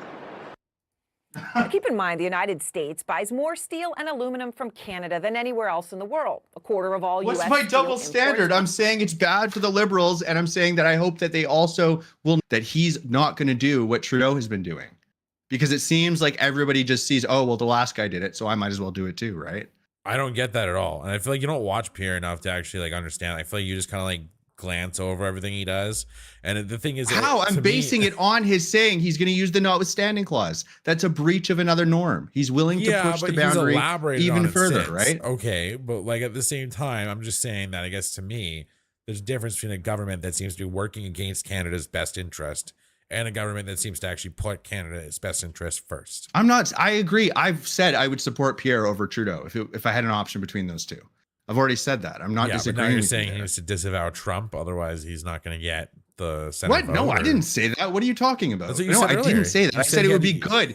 I would enjoy if he did that. I think he should stand on the idea of sticking up for democracy and not being like Trudeau and like Trump and just pushing past all the red tape. That's there for a reason, right? But the notwithstanding clause is also there for a reason. Trudeau reworked the system. That is way worse than just using a tool that was put in place for a reason. I don't even know, like, where did I say that it's okay that the Liberals did it? When have I ever said that? I know you're not. You're trying to be devil's advocate here, but I'm just saying it's not I'm just reading the thing. chat because they're saying it's okay when the Liberals do it. Harper is clearly corrupt and these Liberals are not. Come on, Saul. What? Like, how are you getting that from what I'm saying? I'm literally saying that it's bad when Harper did it. It's bad when Trudeau does it. That's the reason I don't like Trudeau is because he pushes past this red tape. We shouldn't have he does that. We shouldn't have a double standard. I get that. But I guess the way I look at it with Trudeau is that he redesigned the red tape. Pierre wants to go hit the emergent pull. He wants to go hit the big red button or one of them. You know what I mean? So to me, that button was built and put in place for a reason. At the same time, it's not unconstitutional. That's all I'm trying to say. No, it's not. No, I didn't say it was. However, I just said it's a breach of another norm. Trudeau has done, it's not unconstitutional to prorogue either, though. No, the prorogation isn't, but it's everything else but the prorogation. Prorogation on its own wouldn't be a problem. It's the fact that he's prorogated during a national crisis with his track record. That's the problem. It's like, this is why everyone's frustrated. I agree. You're preventing the like country from Trudeau. moving forward. I don't understand progress for how progressive what we're arguing about even. Well, I'm just arguing about it's not the same thing what Pierre Poilievre's advocating to do. I just feel like we agree on. I don't understand what you're disagreeing with me on here. I feel like you're trying to get me to apply the same standard to Pierre and to Trudeau and no, to I'm not at all. I just said it would be good. I'm trying to say I would like if he would do something like that. That would honestly, I would probably vote for him over Carney. I would if he said something like that. If he was doing like this really hard pro-democracy, anti-breaching norms stance, I would vote for him over the Liberals 100%. Good afternoon, Danny. Yeah. Anyway, let's just move forward. We're Chrystia Freeland on CNN, guys. Come from Canada. And Trump's tariff, which again, he's already signed an executive order, is set to take effect on March 12th. Out front now, Chrystia Freeland. She was Canada's Deputy Prime Minister and Finance Minister. I am a Liberal. I'm not denying being liberal. Oh, guys. Just, I feel like no one even, it's just arguing things I didn't even say. Okay, well, Okay, well, I'll yeah. stop. I'll Words stop. being Let's put in just watch Saul's this. mouth. Saul's getting, he's getting, JT is Saul's I'm getting scapegoat to triggered. try and look reasonable, but Saul, you're a liberal through and through. That's the thing, is you say it like it's a dirty word, Rob. Like that to me is part of the problem, man. Like you can't just be coming at people and be like, you're a dirty libtard. It's like what are you gonna accomplish, right? Like not you personally. I'm talking about in a generic blanket, right? Of like people, I see this all the time. And it's like, even if you think that, it doesn't accomplish anything. You know what I mean? Doesn't accomplish anything. It's like, what's the point, right? Like what are you going to get done besides blowing off some steam or blowing some smoke? What does it really accomplish? Anyways, Chrystia Freeland on CNN. Order is set to take effect on March 12th. Out front now, Chrystia Freeland. She was Canada's Deputy Prime Minister and Finance Minister under Trudeau until she resigned in December, and she is now one of the front runners to replace him in this next election. So, Chrystia, I so much appreciate your time. When you hear that warning from Prime Minister Trudeau, who of course is on his way out, and then all of this has blown up, Okay, now I'm getting one guide. All right. Well, it's not like, what do you mean? I don't think the libs are, you don't think the libs aren't dirty? No, I'm not. Like, what are you talking about? I'm talking about in general. Like when you're talking about your average people, you can't just call them a liberal because they're not conservative enough for you. You know what I mean? Like just because someone is considered a liberal doesn't mean that they support the Liberal Party, right? And I feel like we use the term liberal like it's some dirty word to throw at each other, like it's an insult, especially on the conservative side. And I feel like I have it's a probably set both, of values, kind of both, right? Like people on the left call us dirty Trumpers and whatever, like, or Trump tard. I heard someone call me a Trump tard, and I was like, what? Like I don't even feel like I'm that nice to Trump. You know what I mean? Like I'm feeling pretty fair with him. It's not even illegal to prorogue. It's just a breach of norms. It's just bad to do that for the interest of your own party above the interest of the country, to prorogue parliament so you don't get no confidence voted. It's not a good thing to do that. Yeah, you can't have democracy if you think one side should prevail and dominate, and then it's not democracy anymore. You kind of need these voices that disagree for democracy to work. The liberals have to exist. Their party has to exist even after their reign is over in order for democracy to function. Or parties like them have to exist, right? Otherwise, we just wind up in this, like what are we really doing, right? What are we accomplishing if we're not focusing on what brings us together instead of what divides us? Because if we just focus on what divides us, we're just going to be flapping and flying in a circle with one wing. You know what I mean? If we work together, you got two wings, you can move forward. And that's the idea, right? This is the only way we're ever going to be, progressing as a society. Only way it's I just think that there's tons of conservatives I respect. There's tons of liberals I respect. I have a set of principles that I value, and that's what I base my vote on. It's whoever is meeting those things that I think are important. I think our economic success is important. I think democracy is important. I think not just cutting things blindly because we want to sorry, I'm just going to say, if you're not willing to work with people or not willing to work with everybody who's at the table, then unfortunately you're part of the problem, right? And I was talking more about not the Liberal Party, but liberals in, liberal supporters within our society, right? Like that's the only way we're people, everyday people is what I'm talking about, right? And I guess to me, when people say liberals or the liberals all need to go, and so, there is certain cases where you talk about the party, but in some cases you might just be referring to all people who disagree with me. And I'm not saying that specifically. Well, the problem Rob is doing that that all it's the time. not like I'm I'm just not saying a people on the right tend to do this a lot, and it doesn't accomplish anything. liberals do it too, though. They're really, really condescending. They can't. I completely agree with that. I'm just saying, I think the problem is that it's not like I'm like a Liberal Party of Canada member. Like I'm like, or like that they have all the same values as me. I think that party's supposed to encompass a wide range of values. You can have people with different opinions within the same party. They have agreements on enough things that they're in a party together, and they're writing legislation and getting stuff passed in the House of Commons together. And that's the point, right? Not everybody in the Conservative Party is 100% on the same side as Pierre with every single thing, right? Yeah. And this is the thing, right? Is the liberals are at the end of their lifespan. Even I don't think new party leader is going to change anything. They would be breaking all historic norms to get another term, even with a new leader. It just doesn't happen. Usually we go conservative after this. I've said that I don't think, even if I like Carney, I don't think he necessarily is going to win. I don't think he's going to win. I don't think that these polls really mean anything at this point. I'm not being super biased here. It's just kind of irritating for me because I feel like I go out of my way to like not say stuff that I think is like super biased, and it's like you're a liberal through and through, you know. It's like, okay, like I didn't deny that, you know. And that's what I'm talking about. Is that's, I guess, why I was giving that whole speech, is because of what Rob said that to Saul, right? It's like, you're a liberal through and through, whatever. Basically saying to me, it's like, you're saying I can't reason with you, right? It's like, well, to me, then you're part of the problem. Like, if you think you're too ridiculous, I can't work with you, then you're part of the problem, right? Like, that's you just need to how be able it to works. respect people to work with them, right? Yeah, and even if you don't respect them, it's what hard, Genghis is saying. Respect is earned, party trust is earned. No, I agree. That. I'm not but saying, at the same time, and I'm not even on here advocating you guys should all vote liberal, and this is why. Like, I'm just saying, I'm voting for Trudeau. Yeah, no, Justice is sad that Trudeau's not running.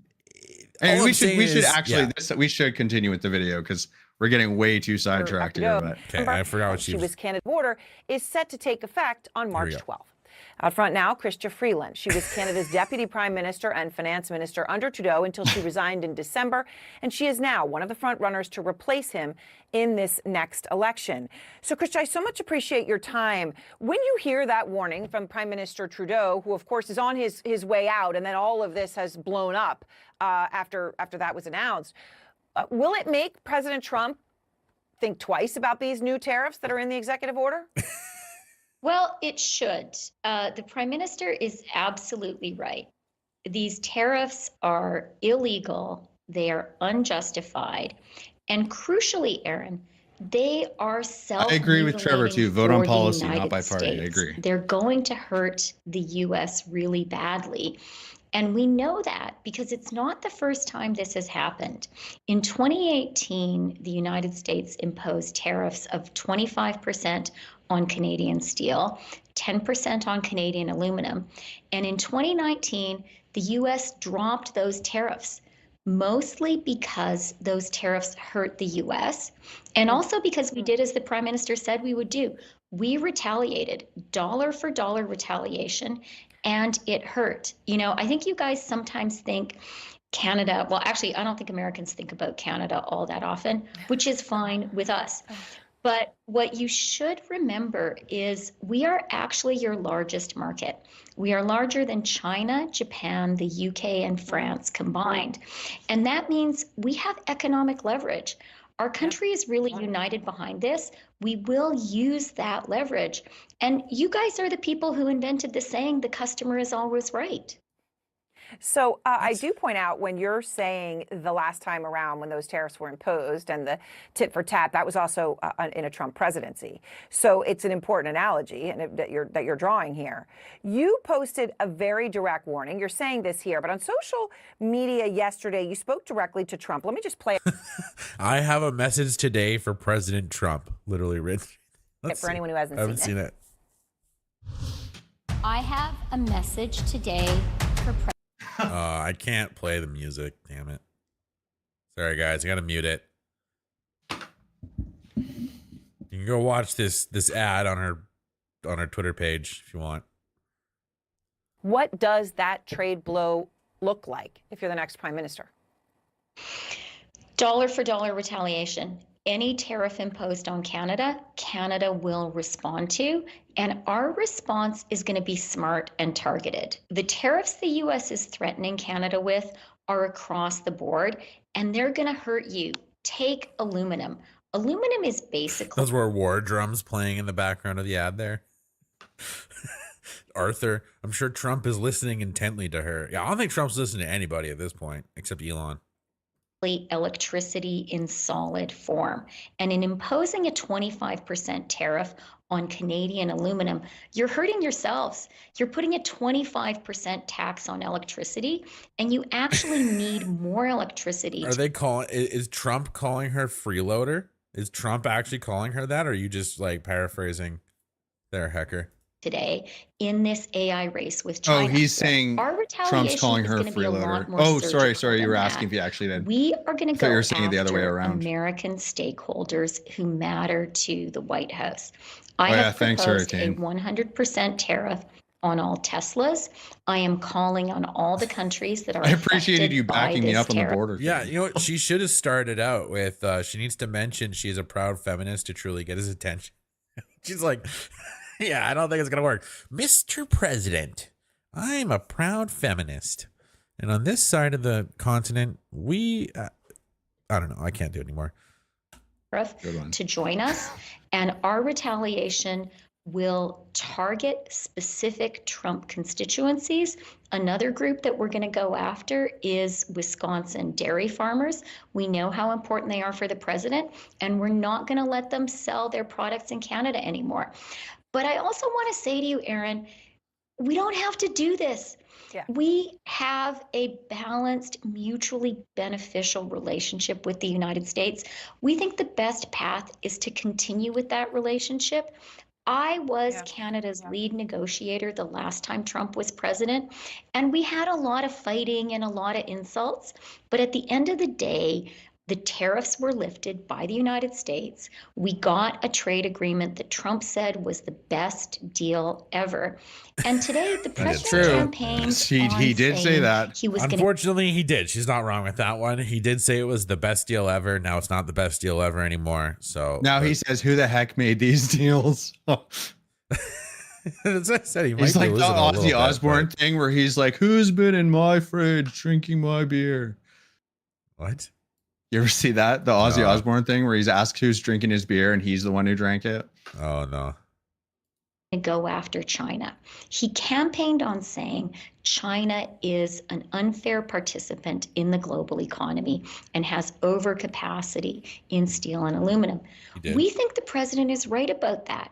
We do not want to have a fight with you. We would prefer to be your partner, and we can be a great partner. But if you hit us, we're going to have to hit you back. It's interesting when you talk about you were a lead negotiator. I mean, you know, I feel like that right there, It's if the he rules sees of a that, it's just going to domestic make dispute. him. I just feel like Trump doesn't respond very well to like authoritative women. And I feel like this is like the worst person to put at the forefront of it all. Like, you want to piss him off? Put Freeland at the front of this fucking thing. You know what I mean? Like, it's just ridiculous. Like, it's. When this all started, you know, and you resigned, he lashed out. He called you totally toxic, not at all conducive to making deals. I'm sure you saw the post. She will not be missed. Honestly, like, I can't. Most Canadians can't stand her. You know what I mean? Like, nobody likes Freeland. Nobody. She's like not a good negotiator, I feel like. And of course, you could be coming back. Her behavior was totally toxic and not at all. Her behavior was totally toxic and not at all conducive to making deals which are good for the very unhappy citizens of Canada. She will not be missed. Back as prime minister. Can I just ask you though, Chrystia, Elon Musk, you're choosing, obviously you talk about constituents core to the White House, and you mentioned that 100% tariff on Teslas that you would go ahead with if Trump imposes these tariffs. I mean, that's basically an acknowledgement that Elon Musk is I mean, he's It's really 100% tariff on Chinese EVs. 100% tariff on Teslas. I think it was We're going to called increase Tesla the tariffs. Tesla tariffs. We're just, you might as well just give up on the electric car thing if we're going to do that. Yeah, well, you want to save the climate though. Like, how, you know, we're just going to pay. This is why I think it's stupid. You don't have to hate Teslas because you hate Elon. Like, I don't know. Well, you know, you got to get those Tesla tariffs to hit him with the 60,000 Tesla cars he sells out of like the multi-million he sells globally. You know, he's really gonna want those 60,000. I think there's a lot of sold. There's a lot of Teslas in Canada. I see they're like everywhere. Only 60,000 was sold in 2023. Comparatively, Out of how many cars were sold in 2023? Millions. It was millions. It was like 1 point something million or something, and it was 600 and something thousand alone. 1.664 million units, and it was 60,000. You said? Yeah, to Canada alone. It's like, what are these Tesla tariffs gonna do but piss off Canadians? You know what I mean? Like. Yeah, just make electric you can afford a vehicles Tesla. super I don't think the expensive. tariffs are going to stop you, but I feel like you're going to get not as nice of a Tesla, and you're going to be mad about it probably. I don't know. I just see all those charging stations. Well, last time I drove through Coquitlam, and I was just like, what the hell happened here? like over by like where like the theater is and stuff. And I'm just like, why is it just like charging station after charging station? There's like just rows of cars charging, all dudes just doing skip the dishes on their phones probably. Like it's just like I was like, what is going on? This place is just so weird now to me. It's literally just economic acknowledgement of that fact. Yeah, look, you're American, and you guys will have the best judgments about your political system and who's influential and who isn't. Yeah, Tesla's not even on the graph for car ownership by make and brand in Canada. I thought Jimmy That's had ownership, a though. Maserati. I guess that's not. I thought Jimmy had a sales. Maserati, guys. No, he got picked up in a Maserati one time. I thought it was his wife's. No, And- it was like a driver, I think. What's it? You can just like order a nicer Uber. Like I want someone with at least a Maserati. I mean, sometimes they just I show have to up be a in man nice of the cars. people. So We will design our retaliation to target the people who we think are the most influential, the people who, if they are feeling pain from our retaliation, will say to the president, let's not do this anymore. That's the outcome that we want. And by the way, oh, maybe you should just tell that to him, Freeland, and then this will all go away. we think that's going You to shouldn't do this anymore. be the best outcome for the U.S. too. Right? Of As course. soon as she talks, like, you know what would be the best outcome for everybody? She talks like she's talking to her kids. Such a good job. Yeah, you did. You know, or like some dog or something. So when you point out choose the government, I think I'm too nice to my dog, though. the American people elected Donald Trump, not Elon Musk, but they have them both now, at least the way that it is playing out thus far. Well, Chrystia Freeland, thank you so much. I appreciate your time. I appreciate yours. Thanks a lot. Yeah, thanks for nothing, Freeland. Yeah, thanks for nothing. Yeah, like what has she done? What the hell was that? Like what got accomplished in that 5 minutes? Anyways, I mean, nothing. Like it was just like piss off Trump more. Let's just piss him off even more. Let's just crap all over the dinner table here. Like, you know what I mean? Like it's just. Oh, Tesla's the EV leader in Canada, 15% and extending its 5-year growth streak. Because nobody wants EVs. Canada's They're expensive. EV market surged 17.2%. They're expensive. And if you live where I live, you can't drive one all year round. Like I saw a Cybertruck. Yeah, where and I was am, I see them. They're everywhere. Like my kid's school parking lot is like half Teslas. Like, I saw a Cybertruck. I don't even live in that nice of an area either. I think that's the only Tesla that could actually drive around here. during the minus 40 spells. Like I think the only thing you're gonna be able to drive is a Cybertruck because that thing's built like a tank. You know what I mean? But other than Is that, it really? Yeah, I saw one driving. I heard was they like, weren't I've really never made seen for off-roading stuff. I never saw an electric car actually running, and I saw it was like minus 31, and this thing was driving around town. I was like, what the hell? Like he's got just a Cybertruck, unless he had it warmed up and he was able to drive it out of his garage. I don't know. Maybe But it's a new I think it'll model, die too. Eventually, most EVs will die if you drive around too long in that cold temperature. Like you'll park your car, it just won't start again potentially, right? Unless you don't have it plugged in because you have like a block heater. There's got to be ways right? to get around that, like for the car to just keep a heater on or something. I don't know. If you're in Northern Canada and you drive your electric vehicle in minus 30 or colder, let me know. I'm curious. I've only I thing just I've can't seen imagine driving if since I you moved lived up here where you live is a Cybertruck. You do way too much highway driving to ever have an electric car. Just doesn't. Well, seem I like see it'd be worth Teslas it. in the summertime. A lot come from nearby cities, I think, and they're passing by, going to like passing through, yeah, certain hot spots and stuff in BC. But it's just I don't see many, and like see Cybertruck was the only one I've seen driving in like the wintertime up here. But anyways, we will be going on to the next topics here. The RCMP here in London showing off one of 2 Black Hawk helicopters, an attempt to placate Donald Trump and stave off more tariffs. This Black Hawk will be stationed in Toronto as part of the country's border integrity program. The border's what's important. A $5.3 million investment in technology and crews. 2 pilots and our members on board, typically 2 members. As spot. Yeah, you don't see them having Carney EV did tanks or EV that Rolls Black Hawk Royce thing, helicopters. Trevor. I don't think that was Carney's either. It was some other person brought it to the same event center. Yeah, They were I like actually heard totally about different that time Rolls of the Royce day, thing yeah. that it might have been someone trying to smear them.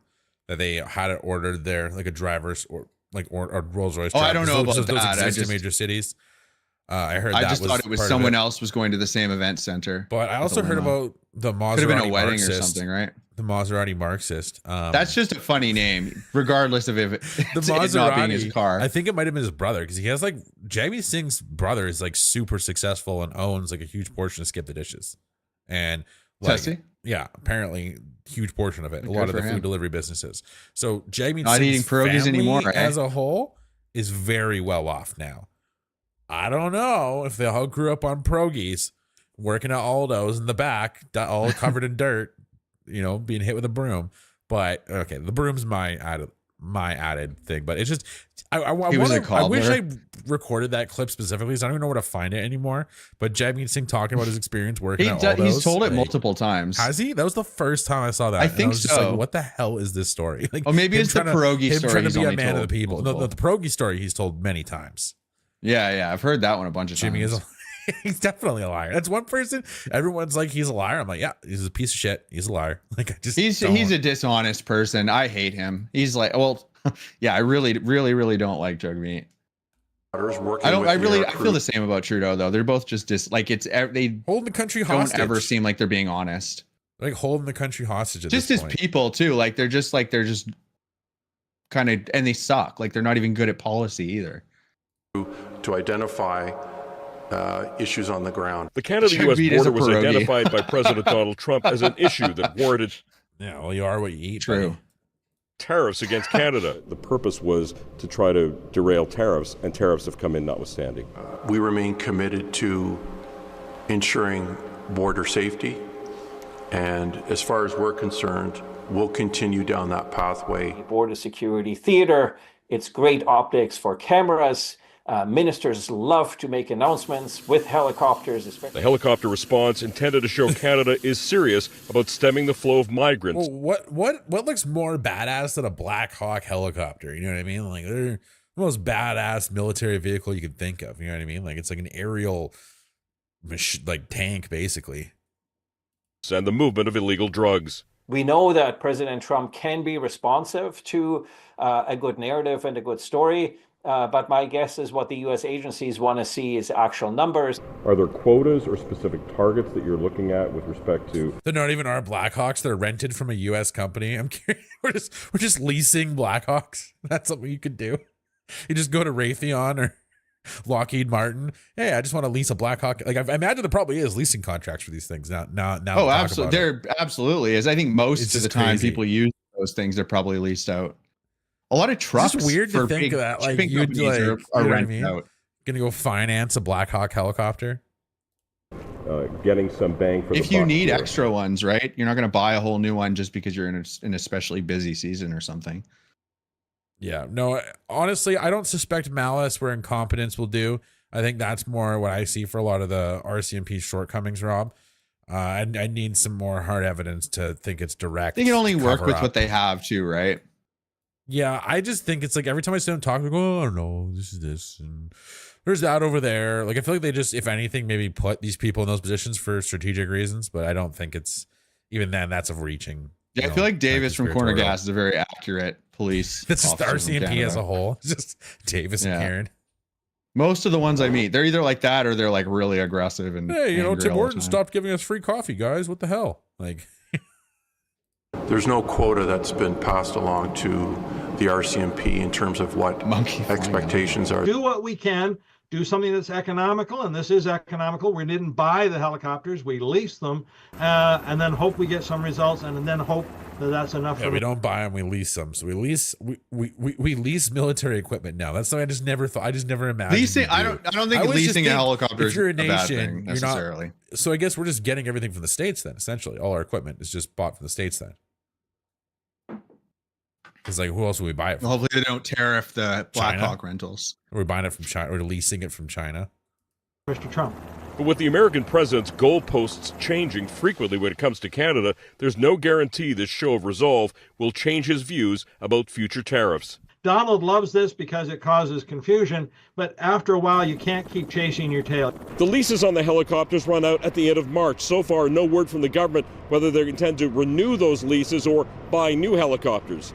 Sean O'Shea, Global News, London. Right here, please, sir. What happened with your meeting with Trudeau?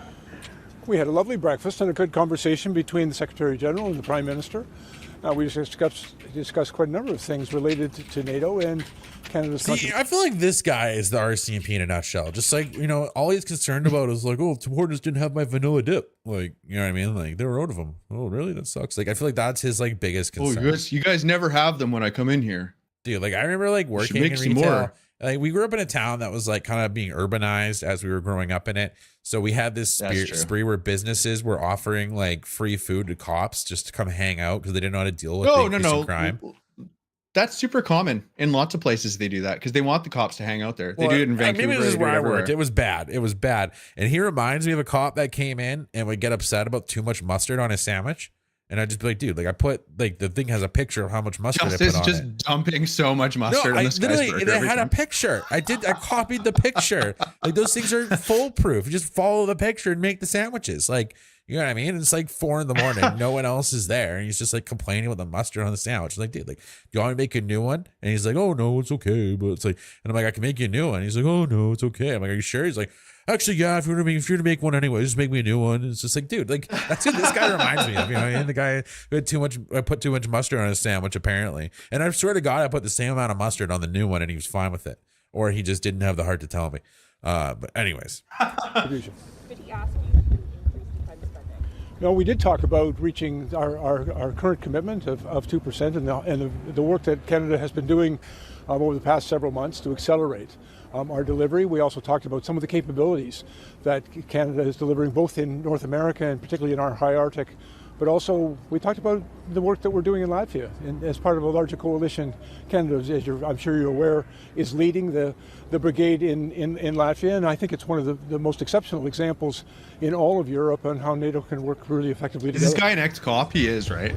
Yeah, he was RCMP. He looks like a cop. There was a bunch of scandals when he was in the position of power. He was never convicted of anything, but it's speculated that he essentially was involved in some corruption or might have ratted out some corruption, but was rewarded a high up position for it. So it seemed a little weird. I think that was the whole thing when I looked into it. I remember hearing something about that. Yeah. Yeah. It was there wasn't enough there for me to I can't remember what happened. I think some people died or something happened about things not being prepared. And he was like lower level management or something happened. I can't remember what it was. He was Toronto police, but there was some scandal.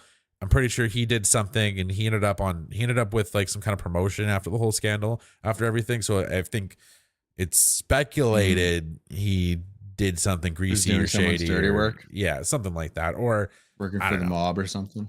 I don't know for sure, but it's just speculative at this point. If you guys have any resources on that, please share it in the Discord. Blair is also the one that said no more police auctions. That's why all the vehicles are being crushed. Good to know. Didn't know that one.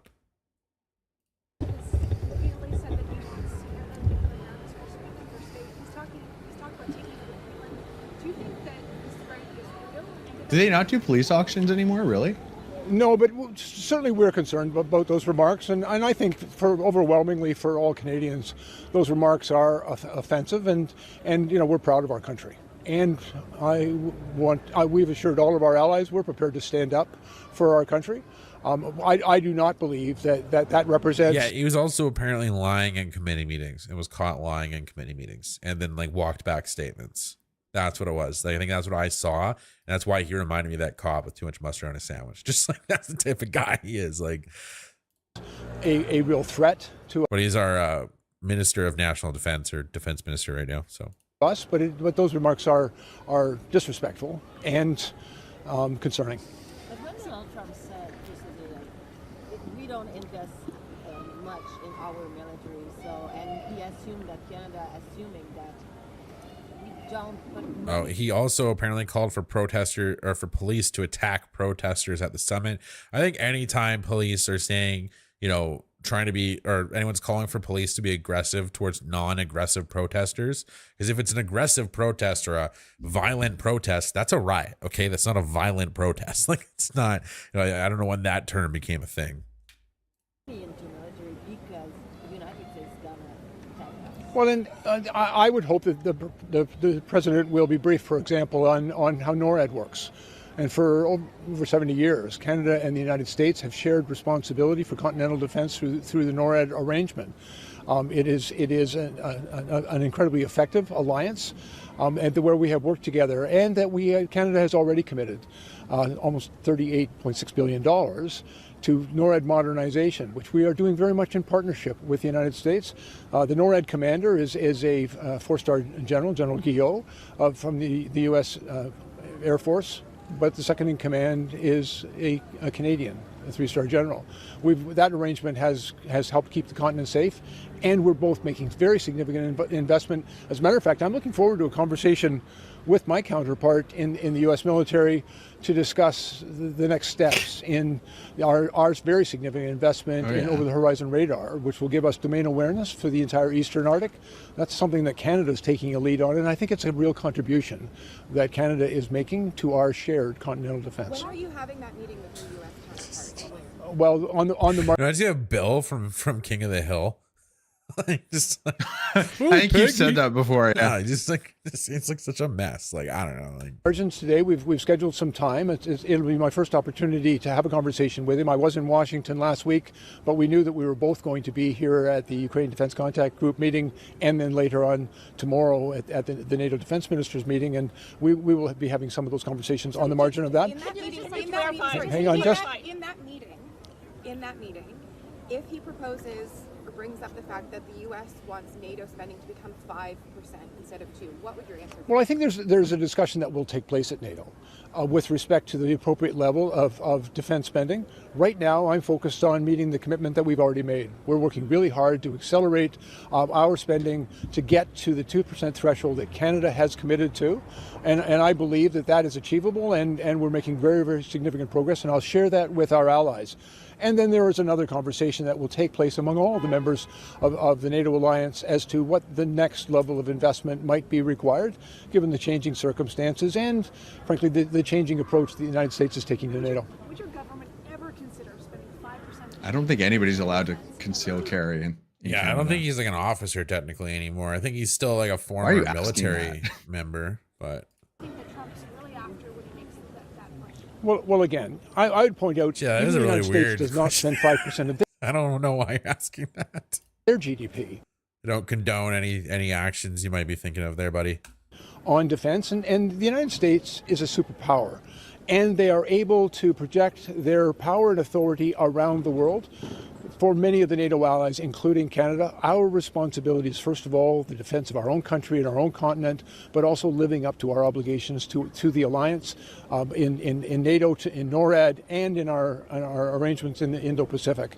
And so the appropriate level of spending to fulfill those obligations, I think, is a matter for discussion that will take place around the NATO table. I'm looking forward to it. If Canada was attacked in any kind of way, is it the Canadian government's assumption that the Americans would help out and defend Canada? We are signatories to the NATO alliance, and all NATO countries have agreed to defend each other in the event of attack. The only time Article 5 has actually ever been invoked was at 9/11, when the United States was attacked and thousands of their citizens were killed.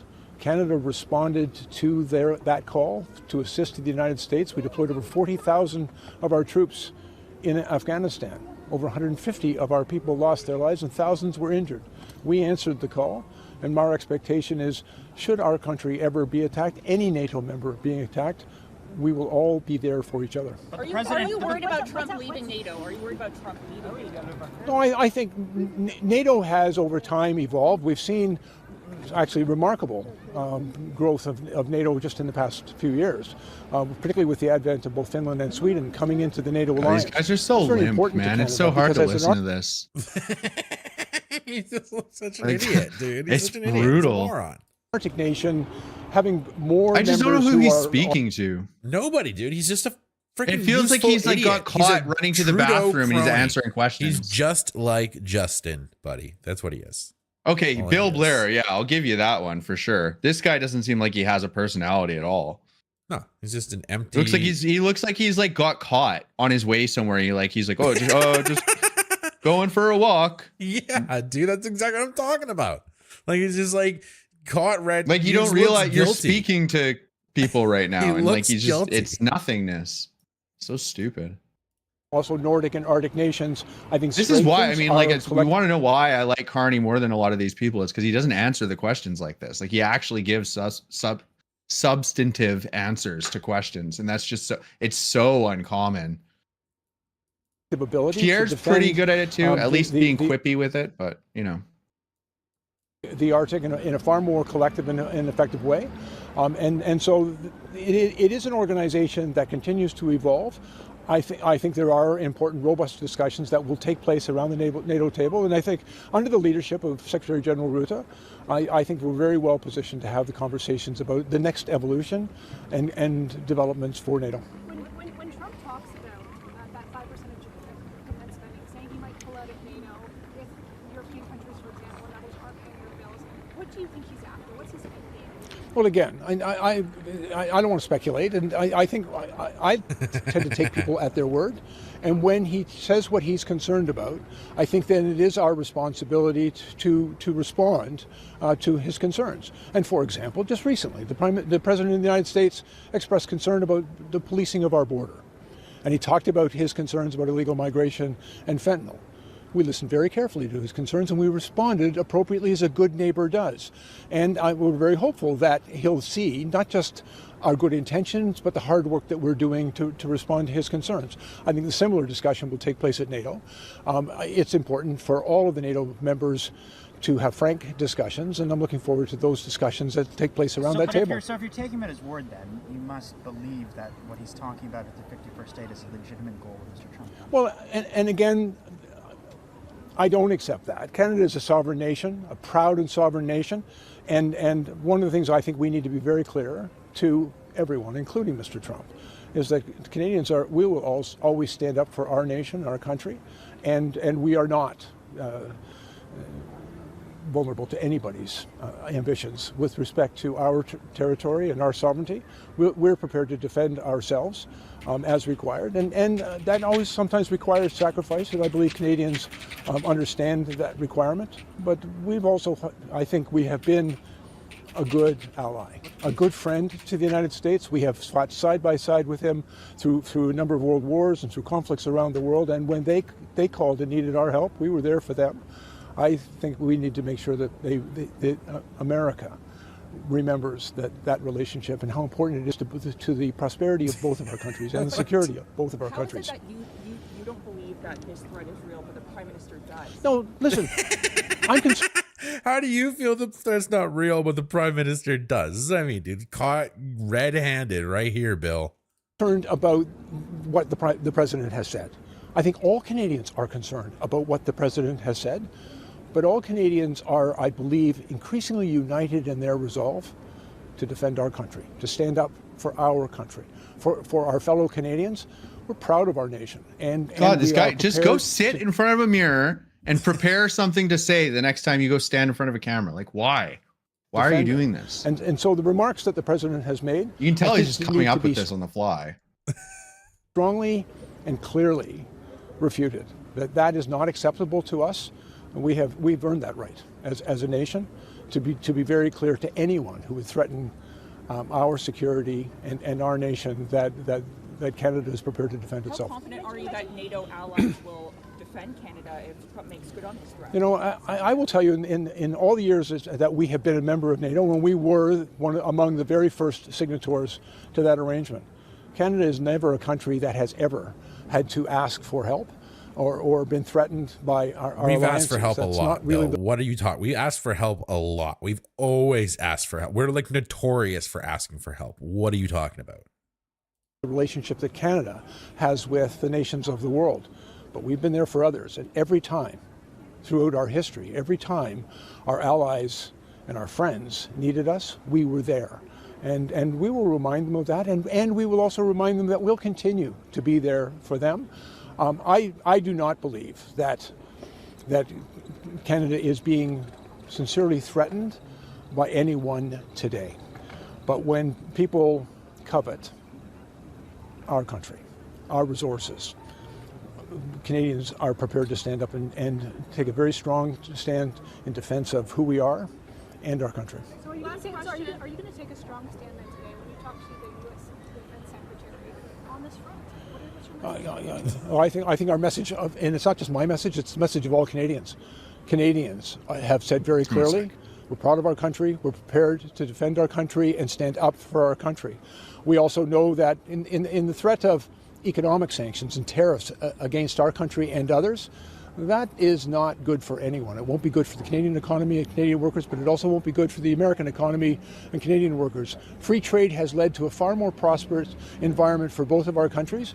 We need to make sure that we communicate that, but we also need to be equally clear that if we are compelled to respond to economic sanctions that may be imposed upon us, that we are prepared to do what is required to defend our national interests. Are you open to spending more than 2% of GDP?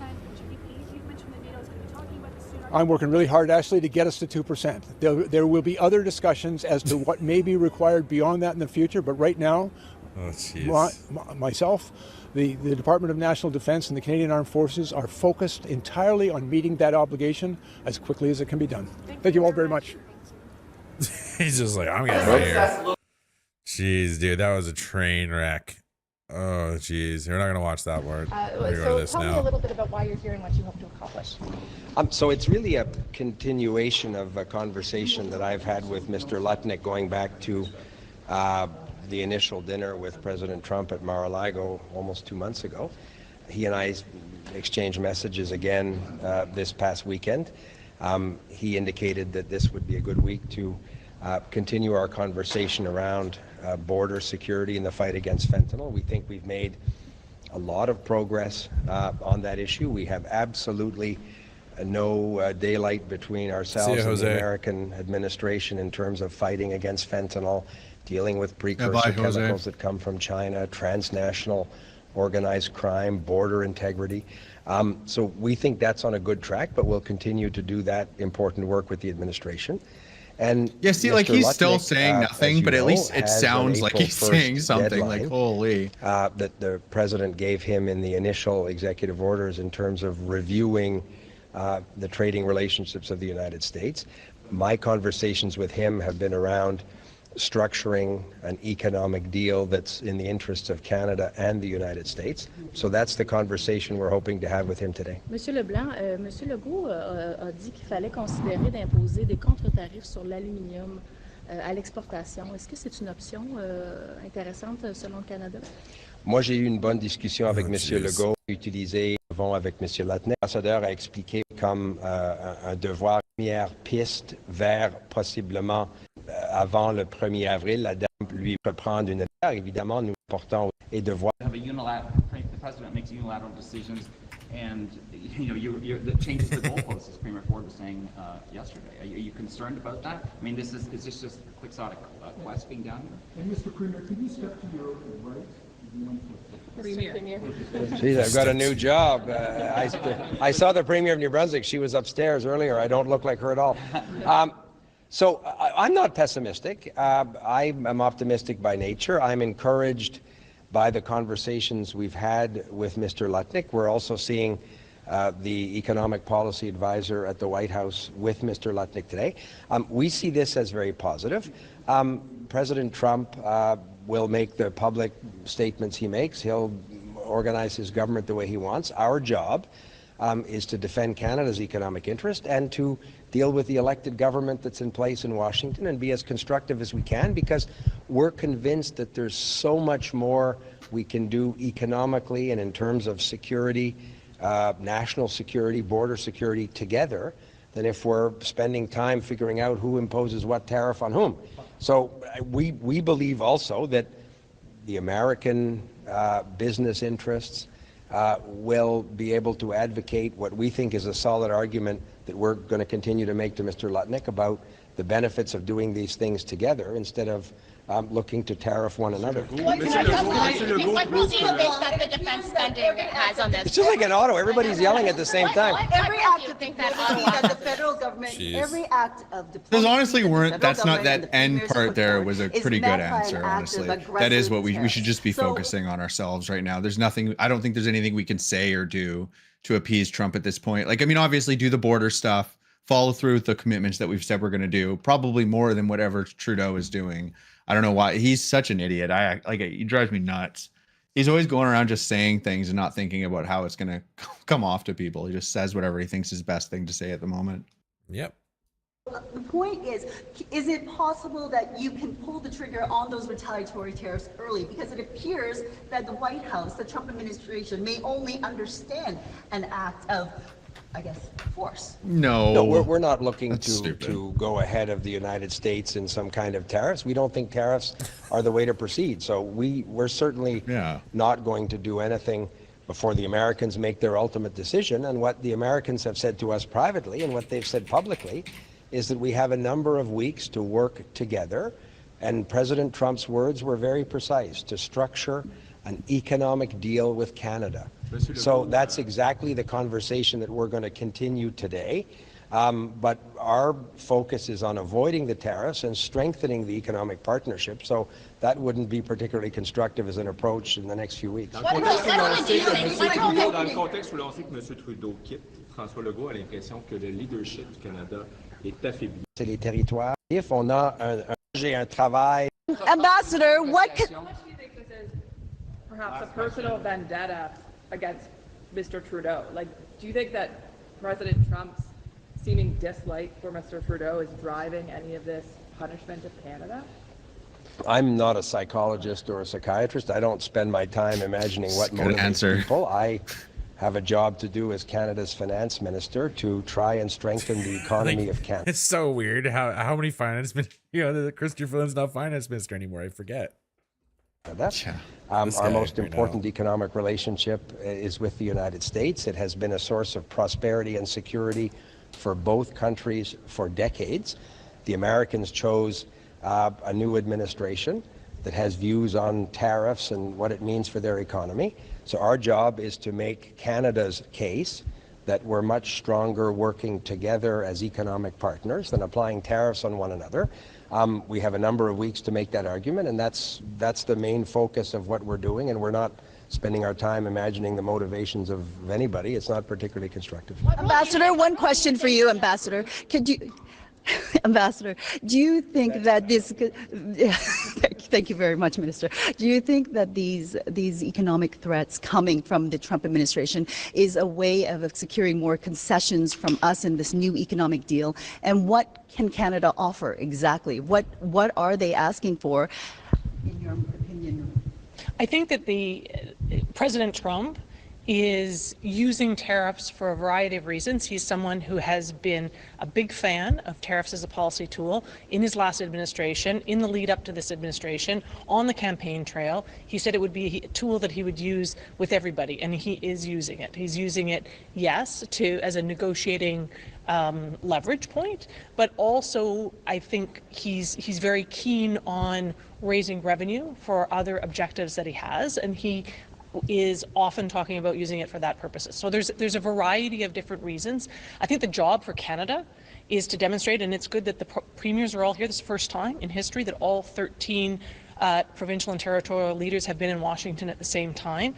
Our job is to demonstrate in as much granularity as possible across all regions of this country what the relationship with the United States means for Americans. So what benefits they get from it. So in order to change the benefit calculation of the White House and the President with regards to the imposition of those tariffs. So can you just clarify who you're meeting with? Mr. Lutnick, and you said an economic advisor as well? So. Yeah, we're seeing the Director of Economic Policy at the White House, and Mr. Lutnick, and we're meeting a number of Kevin Hassett, and then we're meeting some representatives and some senators tomorrow. Is that Stephen Mira? Thanks. Bonjour tout le monde.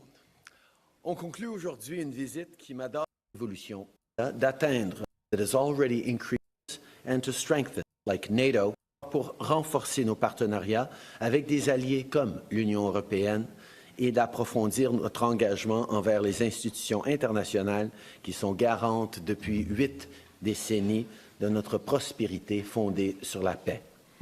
Partnerships and institutions like NATO are built upon trust.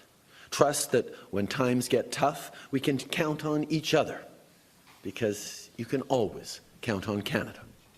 Can we? Our economic partnerships must also be deepened to allow for further growth, to create more opportunities for our workers and entrepreneurs, to give more choice to consumers, and to strengthen the middle class. That's what we're doing elsewhere in the world with our Indo-Pacific strategy, the CPTPP, and free trade agreements we've recently negotiated with Ecuador and Indonesia, among others. That's what we'll achieve here with the Canada-EU Comprehensive Economic and Trade Agreement that has already increased trade between our countries by 66% over the past 9 years. When, in 2016, we signed both CETA and Canada's strategic partnership with Europe, nobody knew just how much turmoil lay ahead of us.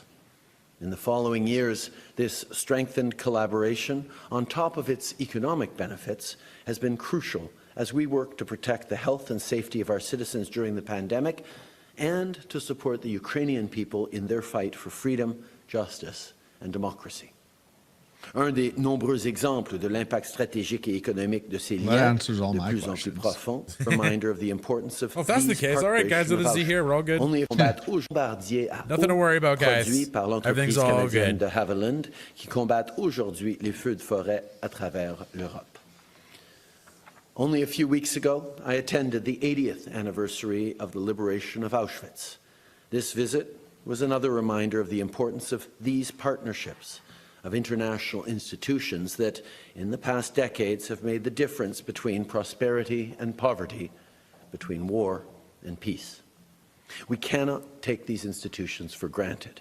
We must renew and deepen our engagement towards them. That's what we're doing here today. In turbulent times, we all need reliable, trustworthy partners, and that's what Canada is. That's who Canadians are. Merci beaucoup. Thank you, Prime Minister. We'll now go over questions from reporters. Hi, Rachel Ayello, CTV News. What was JD Vance's response when you brought to ask after that? Jeez, dude, like all the questions steel in Ohio, and did you two talk about anything else? It was just a quick greeting exchange. I highlighted that $2.2 billion worth of steel and aluminum exports from Canada go directly into the Ohio economy, often to contribute to manufacturing that happens there. He nodded and noted it, but it wasn't a longer exchange than that. But it is part of the Team Canada effort that wherever Canadians are, whether it's premiers in Washington today or officials or ministers exchanging with their counterparts in the U.S. administration, we bring up just how interconnected our countries are. And the fact, for example, that we're talking about potential... How's that working for you, Trudeau? Bringing up how interconnected everything is? How's it going so far? Potential job losses in the U.S. Based on these tariffs on steel and aluminum is not mere speculation. We know that that will happen because that's exactly what happened last time tariffs were brought in on steel and aluminum in 2018. There were job losses in the United States. 75,000 fewer jobs in the U.S. Really? Well, nobody knows this. It's not like we haven't been through this before. It's like, dude, God, just leave already. Because of tariffs they brought in on steel and aluminum, and those tariffs were even lower than the ones they're contemplating bringing in right now. So anytime we have an opportunity, we will be highlighting those facts and doing everything we... Why did it freeze up? Sorry, guys, just 1 second. I don't know why the screen froze. ...can to prevent the moving forward with this policy that will hurt both Americans and Canadians. Hey, thanks, Anna. Anna. A series of world leaders have gone to the White House to meet with President Trump since his return. Have you had any conversations with him about you going down to D.C., trying to sort out your tensions in person? We have talked about that. As you know, we have had many different conversations over the past many months, including two pretty important ones last week. We will continue to engage at all levels and make the case that Canada, as an ally and a partner, is a country that they want to continue to work constructively and productively with as we take on big challenges on the global stage. Prochaine question. Bonjour, Monsieur le Premier ministre. Valérie Gavache de Radio-Canada. Vous naviguez. Il y a 3 différents du travail à faire. On a 30 jours pour démontrer qu'effectivement, même si c'est un très petit problème, on est en train encore plus de le réduire. Ça, c'est les premiers tarifs. Les deuxièmes tarifs, en ordre chronologique, ce serait ces tarifs sur l'acier et l'aluminium, où il parle de 25 % sur l'acier et sur l'aluminium. Ça, c'est pour quelques jours plus tard, à la mi-mars. Et à ce niveau-là, on est en train de souligner à quel point, oui, il y a eu des pertes d'emplois importantes aux États, échéances libres, aux comme democracy. They're special to them is that it is. One of the things Canada has been very clear about is that it is only Ukrainians that get to decide what is acceptable to them as an outcome of any peace negotiations. Obviously, people will have different perspectives around strategies, around positionings, but for us, it's very simple.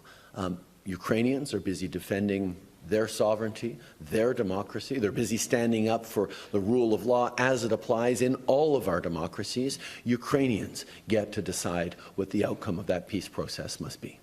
Next question. Ashley Burke, CBC News. The White House says that the total tariffs on aluminum and steel could be 50%.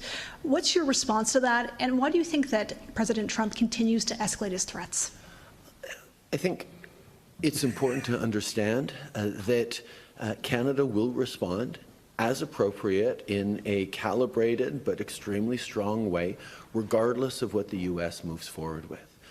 We don't want to be in a trade dispute. We think that the best thing for all of us in North America is to continue to work together to focus on some of the international trade challenges, whether it be non-market economies or rising authoritarian economies, that need to be countered by friends and allies working together on energy, on AI, on critical minerals, on the kinds of things that we can do to create shared prosperity across not just our continent, but all Western democracies. This is our focus.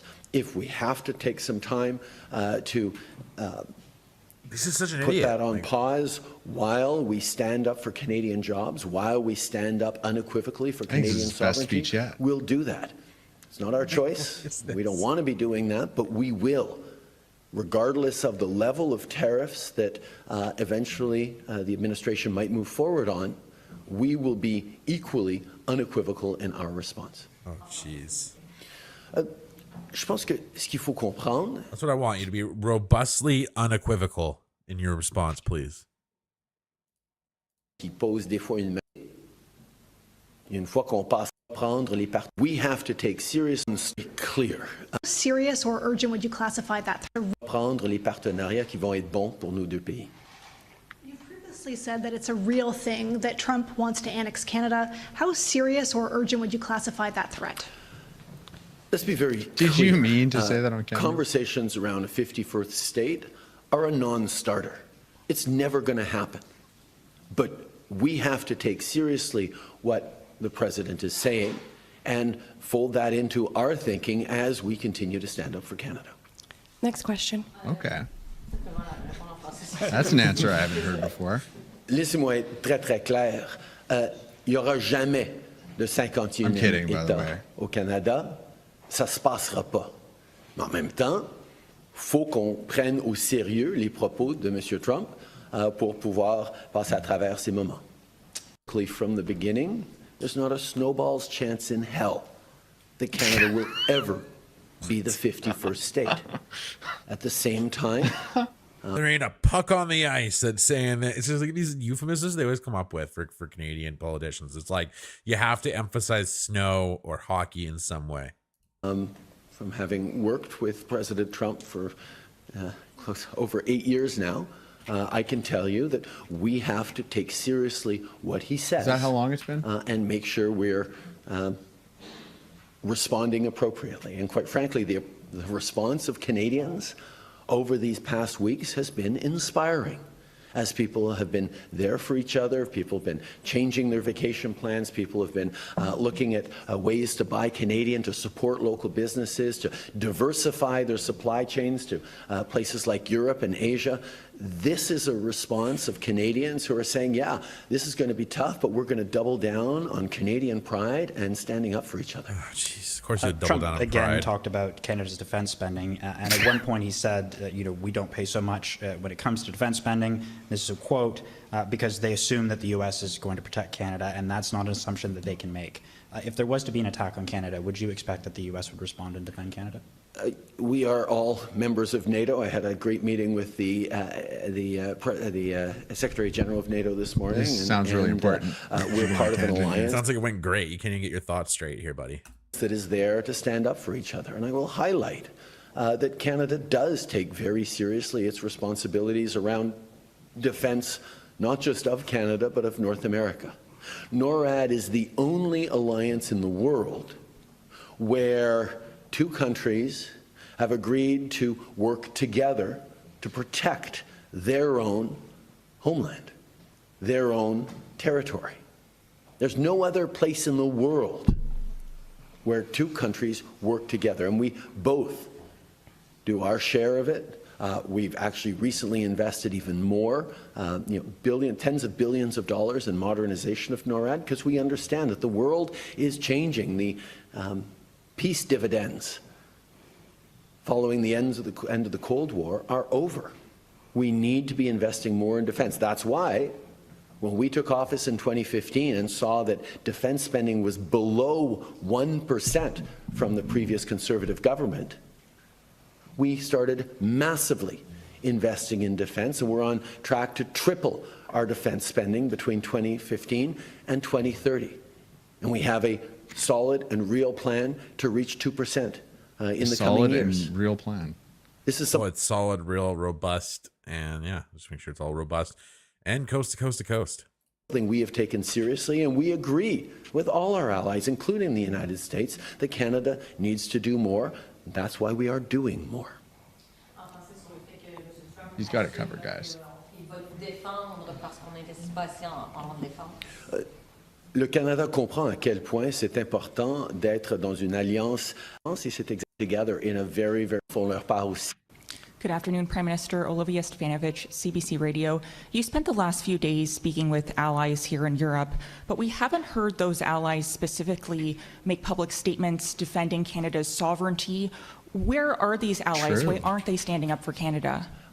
I think allies understand, having seen it on TV, seeing even across, I have many, many people talking about how patriotic Canadians have become, how strong and forceful Canadians are. It sounds weak. Like, he can say strong and forceful, and it sounds weak and just limp and flaccid.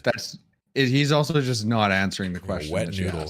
Waving the flag these past days, people have been noting and actually impressed by how Canadians have all come together in a very, very strong way. You know what I'm impressed by? How dumb he is and how clueless he is. That's what impresses me. It's just how stupid he is. You know that whole thing from The Office, like Stanley is just like talking to Michael, and it's just like, one thing, you do something so stupid, and I think there's no possible way you could ever top it, and then the next day somehow you top it. And I'm like, that is Trudeau in a nutshell. Just such a moron. I don't know. I'm just getting angry watching this, even though he's not even saying anything, and that's what makes me mad. It's like he's not even doing his job. I just can't take him seriously at all. Like yeah, like this face. Look at that face. Look at that face. Yeah. I can sort of say, as I said, Canadians don't need anyone else telling us that we have a great country, because we know that, and other countries are also taking note. Can NATO survive Trump, Take given that, that Trump. he's threatened Everybody the else sovereignty of thinks we're Greenland cool. and Canada? I'm sorry, Olivia, I'm getting a flashback right now, because that was a question we answered, got asked and answered many times over the first Donald Trump mandate. Where there were questions about whether Article 5 would be respected, whether NATO had a future. And here we are all these years later, continuing to commit to mutual defense, continue to invest significantly more in defense than we were 8 years ago. Yes, Donald Trump has had, along with the impact of shifting geopolitics, a spurring effect on just about all countries to do more on defense, to recognize that we are in a more challenging and unstable world. But that's exactly where the value of military alliances like NATO, NATO being the most successful military alliance in history, is all the more visible and all the more important in a world like this. But don't these sovereignty threats go against what NATO stands for? Isn't this new? Donald Trump has always been someone who has challenged ways of doing things. He's getting a hot You want to talk flash. about sounding weak right now? Jeez. Dude, look at this face. Look at this face. Look at this. This is like, what is this face? Or various There's the hand gestures again. Talking with his hands, always a good sign. Conventions around what gets negotiated or what gets said about one country or another. I think we need to focus on the core of the issue, which is we need to be able to be there to defend our sovereignty, defend our democracies, and support our partners. That's what we're all committed to. Last question.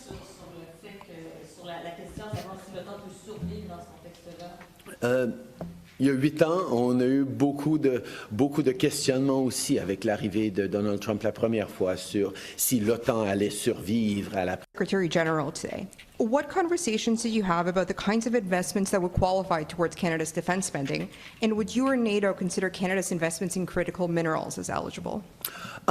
The NATO framework for evaluating defense spending as a portion of GDP is very, very well established. There are reams of It's just not answering the question at all. Like, it's just crazy. Of documents, it's like listening to out Trump what answer can be questions. counted and what can't be. We've been working. Trump has more solid. You guys thought I wasn't going to bring him up. You guys thought I wasn't going to bring him I've up. seen Trump answer a lot of questions. He has pretty solid answers. Honestly, he's just like, I'm doing really. this. You got to find me one time that's happened. That's what he does.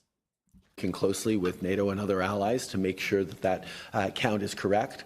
But rather than focusing on where the numbers are or where the exact percentages are, what's important is that we be investing significantly in the kinds of things that are going to keep Canadians and all our NATO partners more safe. The capacities that are important, investing in infrastructure in the Arctic, investing in being there to protect NATO's eastern flank with Latvia, investing to strengthen our NORAD defenses, investing in new submarines, in 88 new fighter jets, in more icebreakers, and signing the ice pact. It is the capacities and the abilities of Canadian servicemen and women and the equipment they rely on that is most important. So yes, we're going to continue to make sure that the investments get recognized by NATO, but we're going to stay focused on doing the things that actually matter for Canadians to not only protect our own sovereignty, but continue to be a strong and staunch ally in protecting our values and the sovereignty of partners around the world. And you told a room of Canadian leaders last week that Donald Trump is not bluffing about Canada becoming a U.S. state, partially because he wants access to Canada's critical minerals. So what is Canada actually doing to protect its Hillary sovereignty Clinton had a bigger majority over Trump than Trump did over Kamala, just so everybody knows. People who think he had a sweeping majority. These threats? And would you consider ending critical minerals agreements with the United States? I think the fundamental principle is that Canada is a reliable, trustworthy source of energy, of critical minerals, of inputs and ingredients into their manufacturing processes, into their prosperity, that Americans can rely on. That any thickening of the border, any tariffs that get put on Canadian imports will hurt American manufacturing, will hurt American consumers, and we don't want that. We want to continue to work. It's like over an hour, a couple hours of just liberals talking today. What have we been able to walk away with between Philippe Champagne, Trudeau, Freeland? What have we walked away with? Same Nothing. crap. Trudeau bad. The only Trump one who bad. had even any Trump remotely bad. an answer was. That's all I've gotten from everything. I haven't heard them say Trump bad. When did they say Trump bad even once? They're like not even saying that. Okay, they're not even saying that. It's just like, yeah, there's no Trump bad there at all. It's oh well, Trump, he's One thing that I keep hearing in Europe is how much people are admiring Canadians' unity. Like, that's the answer, you know. We're like more he's not divided going to than say any anything country. against Like we're Trump right so now. divided. You can get in a fist fight at the grocery store talking about politics. You know what I mean? That's what divided this No. country is. Like you could easily like I think just there's cause something- a riot. Probably. Sorry, don't say that. But I'm not condoning any of that. I'm just saying that like our society is kind of like really short fused right now. I feel like most people are just pissed off. Doesn't matter what side of the fence you're on. I agree. You're pissed off. You're mad. Things aren't going right, no matter what political side you're on. I feel like there's very few people who think there's nothing wrong in Canada right now. If you do, you're just deluded. Together. So we're going to continue to highlight that it is much better for us to work together.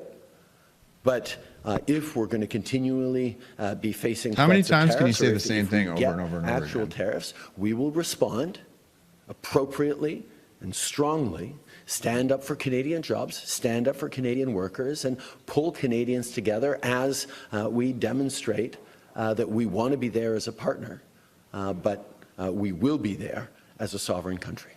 Merci beaucoup. C'est ce qui m'a fait la conférence de presse d'aujourd'hui. All right. Unfortunately, that's really all we got for today. There's not much else going on. Yeah. Oh yeah, I'm so- not trying to say everybody should be like.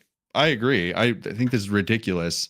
The fact, like, you can't even take the idea of the Trump tariff seriously and support this government, right? Like, you can't say like, oh, this is really serious, but it's totally fine that they're proroguing right now, and there's nothing wrong with this. Like, this isn't. Well, yeah, like this is what I mean. He's just a fucking moron. Like I'm just so angry, and like I know, I shouldn't call. The thing is, when I'm talking about calling liberals, No, as that's a blanket fine, that's statement. That I'm just saying, don't generalize people into one category. It's and different say, with I a can't work with my politician too, fellow right? Canadians. This guy, as far as I'm concerned, is a traitor to the country. And you know that as far as I'm concerned, whether or not he's bought out by foreign interests, he's sold out to his own interests. No, I think at the very least he's put his own interests above the rest of the country. Yeah, you've still betrayed like the country over and over and over again. You've still betrayed Canadians, right? You've betrayed every average day Canadian by just existing right now and being just a fucking douche like you're being right now. Like I'm just, yeah, I don't know. I just want to hit him sometimes. I just want to get a punching bag and print out that picture. Like in a video game, right? Right here, this like face. Yeah. Just a punching bag. You want to put play a picture. game of Roblox with him? Yeah, in Roblox. Just kick his ass in Roblox. Yeah, wipe the floor on that obby with him. You know what I mean? I know some of the Roblox lingo. Don't get it. Finally, Justus, you get it. Luca, I've always got it, buddy. I've always got it. I just don't. Yeah, I Justice just don't get had quite Trudeau as much as derangement you syndrome guys. this whole time. No, I don't jump on the same bandwagon. You know, I'm a unique individual. I'm an acquired taste. I know that for sure. It's like black coffee. Your first time around, you might think it's He's like a disgusting. snowflake. Okay, there's Well, no, like your every first single time, one is you're gonna be like, "What the a hell is unique this?" one. And then after a while, you can't live without me. That's the idea, right? That's your acquired taste. Like it takes some time, then you get used to me, and you love it. You know, but with Trudeau, he's just like milk, like sour milk, and he was milk. His first He gets term, worse and worse and as he it just went- goes. yeah, he's just like it's not even liquid anymore. It's just a solid block. But anyways, yeah, she called the party line. Can you chat in case with mushrooms? They wanted us to feel this way. Yeah, well, I don't even think they want us to feel this way. I just think I think the worst part is they think they're doing a good job, and they're like just like I think they look at a lot of this corruption as just like they're right or they're privileged because of their positions. Like I feel like they're like, oh, power privileges, you know, like the privilege of power, so to speak, right? I think they literally look at themselves like that sometimes. Especially when it's like, we need a government, we need a company to, Bill down the road has a company that does this. Let's go give him this contract. You know, it's just like this idea. I think there's just too much of that going on. I don't even think that he thinks that there's anything wrong with the stuff he does. Like he doesn't know, he doesn't get His why. dad did similar shit. His dad did similar shit. You know what I mean? Like that's the thing too. It's probably something his whole family's done for a long time. It's not even just that though, because I don't think his dad was in the exact same situation, right? Like Trudeau has grown up in wealth and surrounded by powerful people and being involved with like charitable organizations and stuff. Neither, like me and you, have never had any involvement with a big charity, you know, like that's just not like we wouldn't have any conflicts of interest arise out of us being in politics, you know, because there's nothing to have a conflict of interest with. he's just, but he's so out of touch, right? Like he just doesn't, he doesn't think, how does what I'm saying come off to people? How does what I'm doing come off to people? Do I look like I care about people right now? And it's like, you should just care. But I mean, at the same time, you should be conscious of how you're coming off to your country, right? You're not making people feel very confident.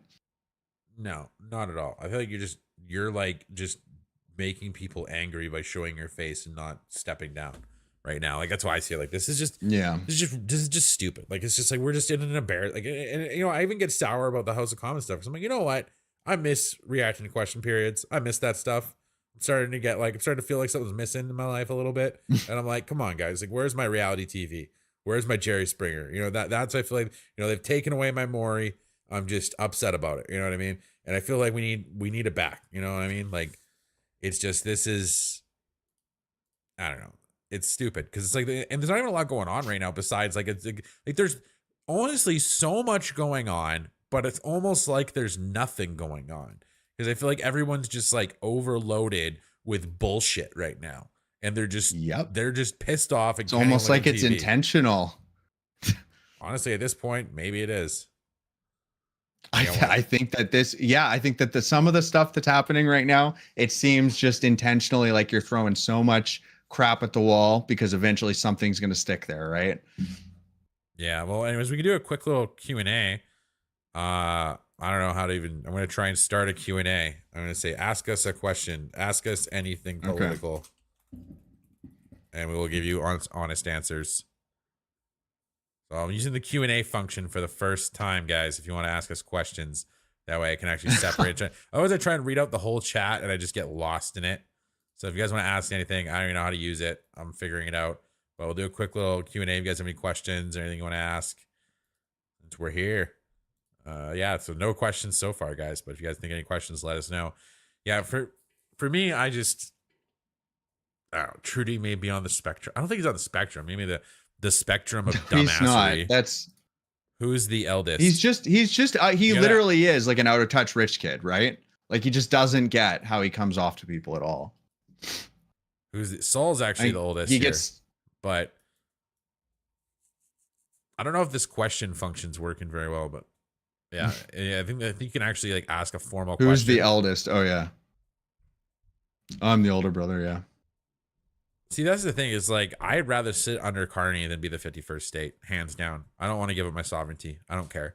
Like, I just think that's like, people can call me an idiot, whatever. I don't care. Like, I'd rather.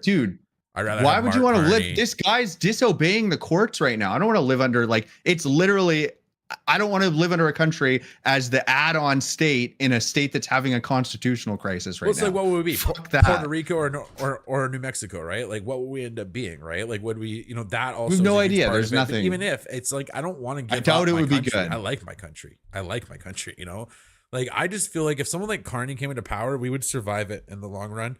I don't think he's as bad as Trudeau. That's how I feel about Polyev. Yeah, it's like.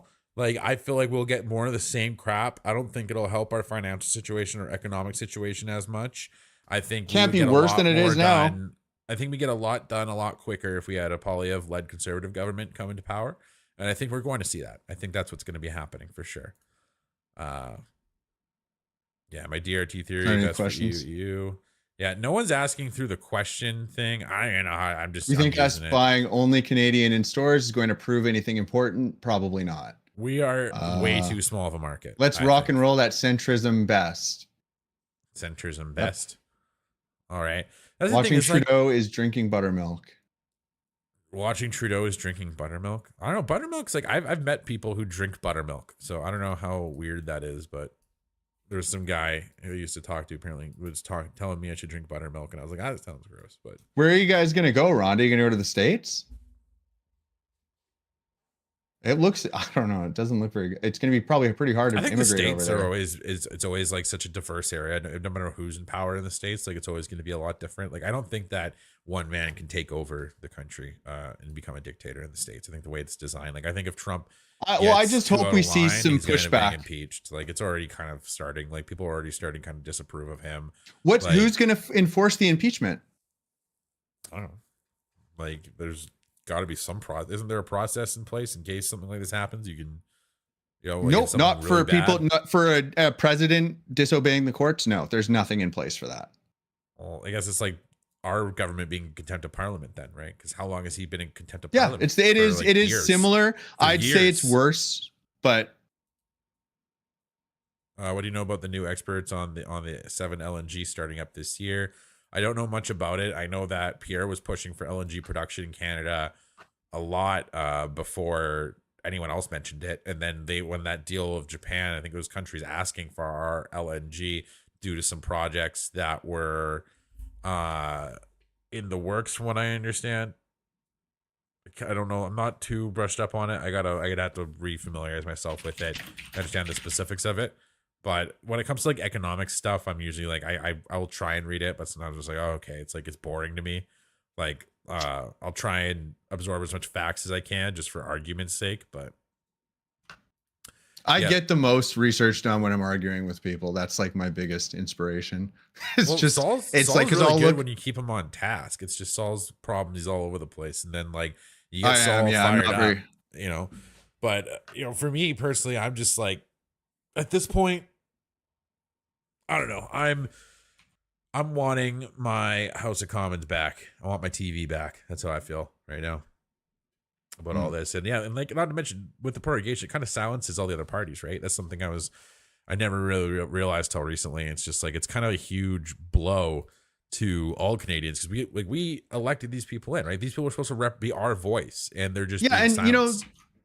the truly disgusting part is that Trudeau campaigned on not doing this, on talking about how bad Yeah, it I forgot was about that that, actually. Stephen Harper did this, right? Yeah. Like it's disgusting. It's so there's no principles at all in this guy, right? And like I don't know, people will talk about how Carney is like behind him, but from what I can tell, Carney or Trudeau was like groveling to Carney to come and be his advisor, and I don't know if Carney was like super on board with everything Trudeau is doing. And it looks like if you get too close to a guy, it looks like you're supporting what he's doing, right? And I don't know. I feel like he should push more against the idea that he was like listening to everything he said. He should give examples of things that he tried to tell Trudeau to do that he didn't listen to. Yeah, that would go honestly, a you know, far way, I think. It might, but at this point, I don't think it matters. I don't think it matters because I think that even like the Premier in Nunavut said it right. Is like he called Pierre the next Prime Minister of Canada. It's like that's really what it is, right? It's just a matter of what are the seats. Like, what's the seat count going to be at this point? I think.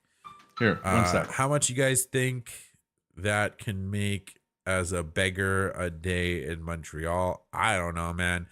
Honestly, to me, like 5-10 years ago, if someone asked me for change, I'd give them change. Now I'm just like, I need my change. I don't have any money for you. I barely have enough money for me.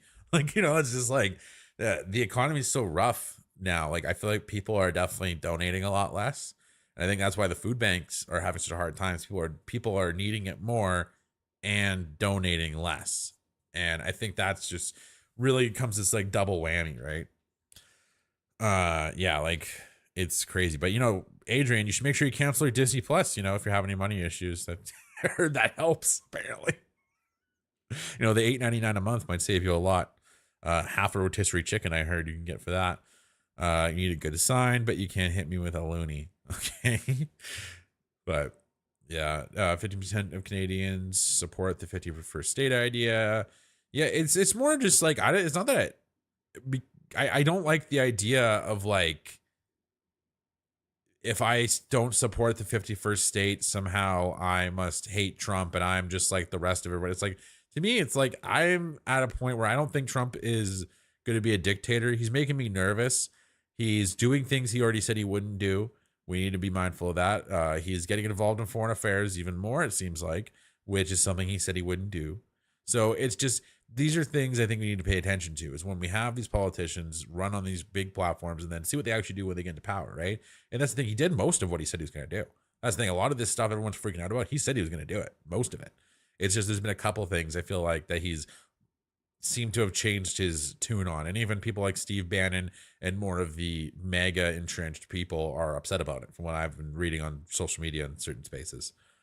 Canada is going communist. I don't think it's going communist. I think everyone's being a little hyperbolic when we say it's going communist. I think we're just going through this like woke era that even if Carney gets into power, I think the era of woke is over, but the climate is not like the whole argument and debate and what our strategy for dealing with the climate is not settled yet. And I think that is going to be a huge focus in this next election in the next decade.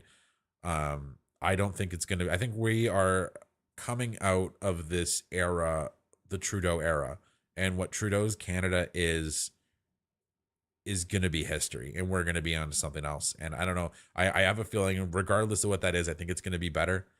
Call me a little too optimistic, but I feel like whoever we get, Carney or Poilievre, I feel like it's going to be a step up from where we are now.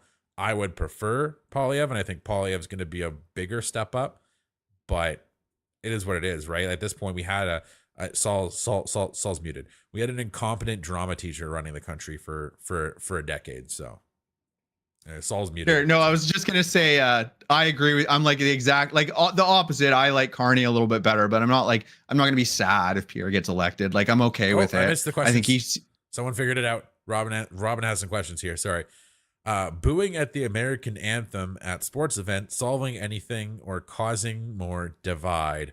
I think causing more it's divide. Probably personally. Unnecessary. Yeah. I think it's stupid, especially there's a 15-year-old girl in a wheelchair singing. It's like, really, guys? Really, you're booing a teenage, like the most DEI disabled teenager of color, teenager of color. Like you. I didn't know she was of color too. It was just, I just thought it was funny because it was like triple whammy. Apparently, there was a lot of people on the left booing her, so that's why I said it was just ridiculous. You think we'll accomplish a lot more with offense? I feel like it's more than just the left doing this right now. I feel like there's even our chat has turned against Trump a lot lately. That's some of them for sure. I think some of them, but I think some of you guys still like, and no, like not judging anyone on that. Like, I think that I respect everybody who's willing to stand on their beliefs. I think it's good. Hold politicians, hold them to a consistent standard. It's good. But you should. That's why the only reason I'm anti-Trudeau is because I can look at him objectively as a bad leader. It doesn't matter that he has the right color on or the right name on his party. Like that doesn't matter to me, right? Trudeau's not a liberal. He's a Trudeau, right? He's different. He's not. He's the first NDP Prime Minister of Canada. That's I think that's a good way to put it. You know, I don't think anyone is going to be upset if you make fun of Trudeau or Jagmeet He's Singh so vacant too. Like he's such a just spineless person. I know one person who likes Jagmeet Singh, and that's because he's met him through some mishmash of personal relationships, you know, and so he's just like somebody he knows is what I get from it more than someone he actually likes or, you know, politically aligns with. You know, also, if you're not very politically aware, Jagmeet Singh is appealing. You know what I mean? If you're someone who's very unaware of what's going on, you find Jagmeet Singh appealing, apparently. So it's ridiculous. But yeah, I don't think he's a dictator yet, technically, but a wannabe. Especially if you haven't paid attention in a while. There you go, Rob. You're right. He's a communist dictator wannabe. There you go. That's true. Yeah. I agree with that. I would actually agree with that one. Yeah. Because he would. Jagmeet would do the exact same. He would use the notwithstanding clause. He would prorogue parliament. He would do all of these things. He doesn't give any crap about like upholding the institutions that our country is built on. Like, he doesn't care about them at all. I think you have about 20% of the country at best who, even that's stretching. I think it's like 15-17% who are in favor of the 51st state idea. I think even if you like Trump, you're not going to be in favor of it because to me, it's like, it's just not going to go good. Yeah, like, you know, the thing There's is, no way. It sounds great, and I would be more open to it if we didn't have much of a choice and it was if like you could define all of the parameters there, sure. You know, you get every right as an American citizen, all that stuff. But like in the past, when America's absorbed territories, like traditionally the people that lived there before, granted it's different times, so I wouldn't say it's going to be the same thing. But, you know, I just can't see it happening. Puerto Rico or New Mexico, right? Because there was a huge. It was a different time because this shit's not supposed to happen anymore. Seized from Mexico and took over, right? So it's not like the people like it's not like the Mexicans that lived in New Mexico were treated very well after it was taken over. You know what I mean? I wouldn't say it would be the exact same thing, but you know they joke about us being snow Mexicans all the time. So that's a bad joke, but I've never heard that one before. Yeah, Tucker Carlson called us it. Thoughts on Pierre's foreign aid cut proposal? I think that if it's done for an emergency, as an emergency temporary measure, it's needed.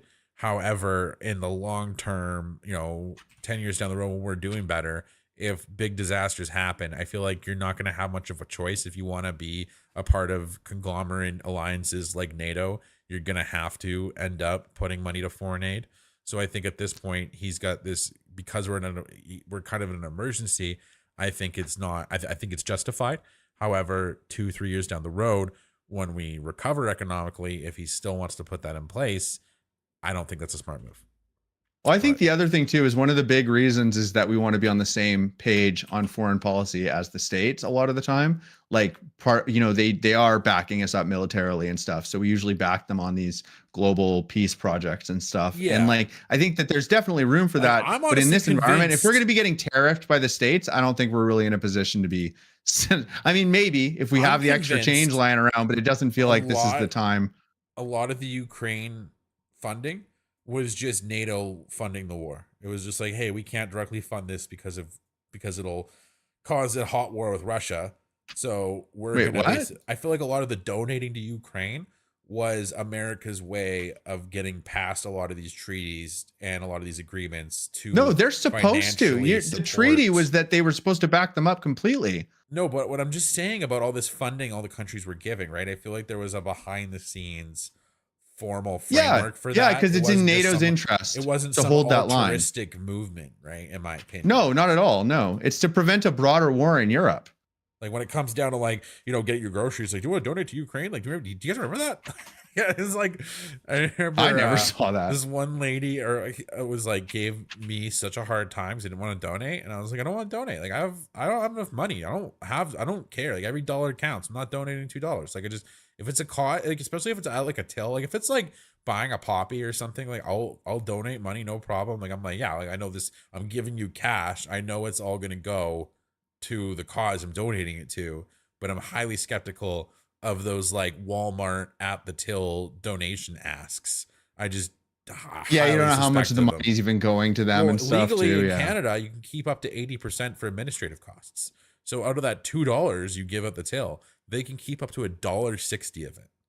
Only 40 cents. Yeah, if you're gonna donate to charity, I think you should just look up one that's actually really efficient with the money. Yeah. I'm picky about where I'm going to donate. Like I'll donate to food banks, stuff like that, but I'm not going to go donate, cash. I remember way before it ever became like a hot topic, I was going to donate to an ivermectin thing because of how widely it's used for in like Africa and stuff. Apparently it's like the best bang for your buck you can do for curing, because there's these parasites that can cause blindness in people. Oh, we got another question here. AJ, what were we saying? You're talking about river blind. Yeah, I was just saying that. It helps deal with parasitic infections. They give it to cows and horses, and it's funny because everyone acts like horse dewormer. So you know that their horse grade feed and medication is higher grade than human grade products in a lot of cases. Like a horse is weaker, has a weaker immune system than a human to a degree, and they actually need more particular food and medication than humans do. So to take horse medication, like there's an understanding of farmers here is that if it's good for your horse, it's good for you. Like that was literally, it's even in like Game of Thrones. Like I don't trust water a horse can't drink.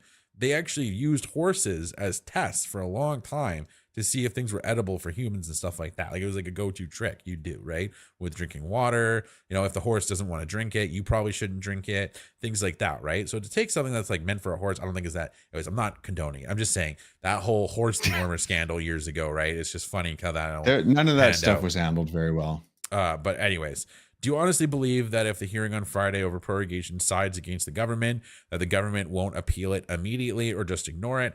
I think they'll just ignore it, and if doing so will trigger a mass protest, forcing them to acknowledge it all. I think if they don't acknowledge it, they'll be forced to. Like, I think knowing this face right here in the corner of this face, do you think that's the face of someone who's going to acknowledge his problems head on? No. I took ivermectin. Yeah, that's the thing, is a lot of people it worked for, right? Like personally for me, I think I took nothing the one time, just vitamins, and I was fine. It was just some people were affected differently. There was different strains. Like it's a whole argument. I feel like that the response was justified at a time, but they ended up I don't know. Anyways, I'm getting distracted here. Back to AJD's question. I really think it will have weight to it for sure, but I don't know for sure if it'll solve everything, but we'll see if it even gets granted, right? It might be overturned. Like technically he's not doing it's more of what I understand. They would have to prove his intent for prorogation, which would be very difficult from what I understand. Even if it got, the light of day and everything goes as smoothly as possible, it's still going to be pretty hard. Isn't there some? Yeah, because they have by to the prove time it's that not in the best interest case of gets Canadians, decided right? too. I understand like there's some fine print. If it's not in the best interest of Canadians, then it's not a justified prorogation, and that's kind of where they're coming at. Is like this is an unjustified prorogation within Trudeau's own self-interest. And I believe there was even originally Liberal MPs at first who were not in favor of this prorogation as well. But anyways, I think we're just about probably out of time. I don't know if you have anything else you want to add or if you want to answer that question at all, Saul, or what was just the same question you just answered? Yeah, the one AGD was answering about the court case having any weight. Like even if the court case, the hearing and everything goes well. Yeah. Do you think they'll just ignore it? My feeling is that just by the time it actually ends up getting put through the courts, it's already going to be basically over. Yeah. Thoughts on Trump having a 3-hour dinner with Gates post-election? I literally told Saul that was the most alarming thing I've ever heard about Trump. I was like, his affiliation with Bill Gates makes me a little bit nervous. In some senses, but I don't at the understand same time, the hatred for Bill Gates. Well, the thing with Bill much. Gates, it's just a lot of things he's said. He's like talked about reducing human population, and everyone. He says it was a slip up, but it was a weird slip up. It was weird. I think it was cut out of context too. Like it was part of a broader speech. I watched the whole thing. Watched the whole thing. How long was the speech? It sounded like he meant to say something else. He corrects himself a little bit, but he lets it hang there for a few minutes and then corrects himself. So it was weird. So it was almost like he realized it wasn't floating very well and he walked it back. I watched it forever ago, and I just remember coming away thinking that wasn't the message of what he was saying. Yeah, he's just like friends with Noah Harari. He's in that whole group, but honestly, he's going to become, I think, obsolete eventually. He's not even as wealthy as he is. His Xbox is being discontinued, from what I understand. Microsoft's their only bread and butter is the only reason they're making money is from video game. Like they're making money through Activision now, but through data collection through Windows 11, I understand, is making them a lot of money. Because Windows 11 is taking more data than the other ones were. And it's basically just data farming, right? That's where all the money is now. That's why everything's going to slowly, you're going to see a lot of games and stuff become free at the exchange for all your information, basically. It's weird, too, because I feel like he's from a different era of billionaires where now they're all kind of trying to come out of the woodwork and like have a social media presence, and like Mark Zuckerberg's coming out with his chain and his new haircut, and he's it's like they're all trying to be little mini celebrities. Well, I find it funny is everyone, the same people that are calling him Zuckerberg a year ago are now saying he's based, and I'm just like, I don't get it. It's just is that easy now. Yeah. But anyways, besides the point, we're done for today. We'll be back tomorrow 10 a.m. PST, trying to be on time every day. Make sure we keep it regular for you guys so you guys know when we're going to be live. Hopefully some more interesting things happen tomorrow. We don't have to watch Liberals all day, but we try and cover the news regardless, just because I feel like we need to listen to this stuff, even if we don't want to hear it, so we can be aware of what's going on. And when asked what's going on by people who don't agree with us, we can be like, hey, I know what's going on. I know this, and that, and that. That's why this guy's a dumbass. This guy's stupid, this and this and this. It's like, you're not going to be able to do that if you just ignore it all. Right. But anyways, that's my philosophy on that. But anyways, thanks again, guys. Have a great day. Thanks everyone who liked the stream and subscribed and followed. We appreciate you. And yeah, we'll be back tomorrow. See you later. Have a good one, guys. Yeah.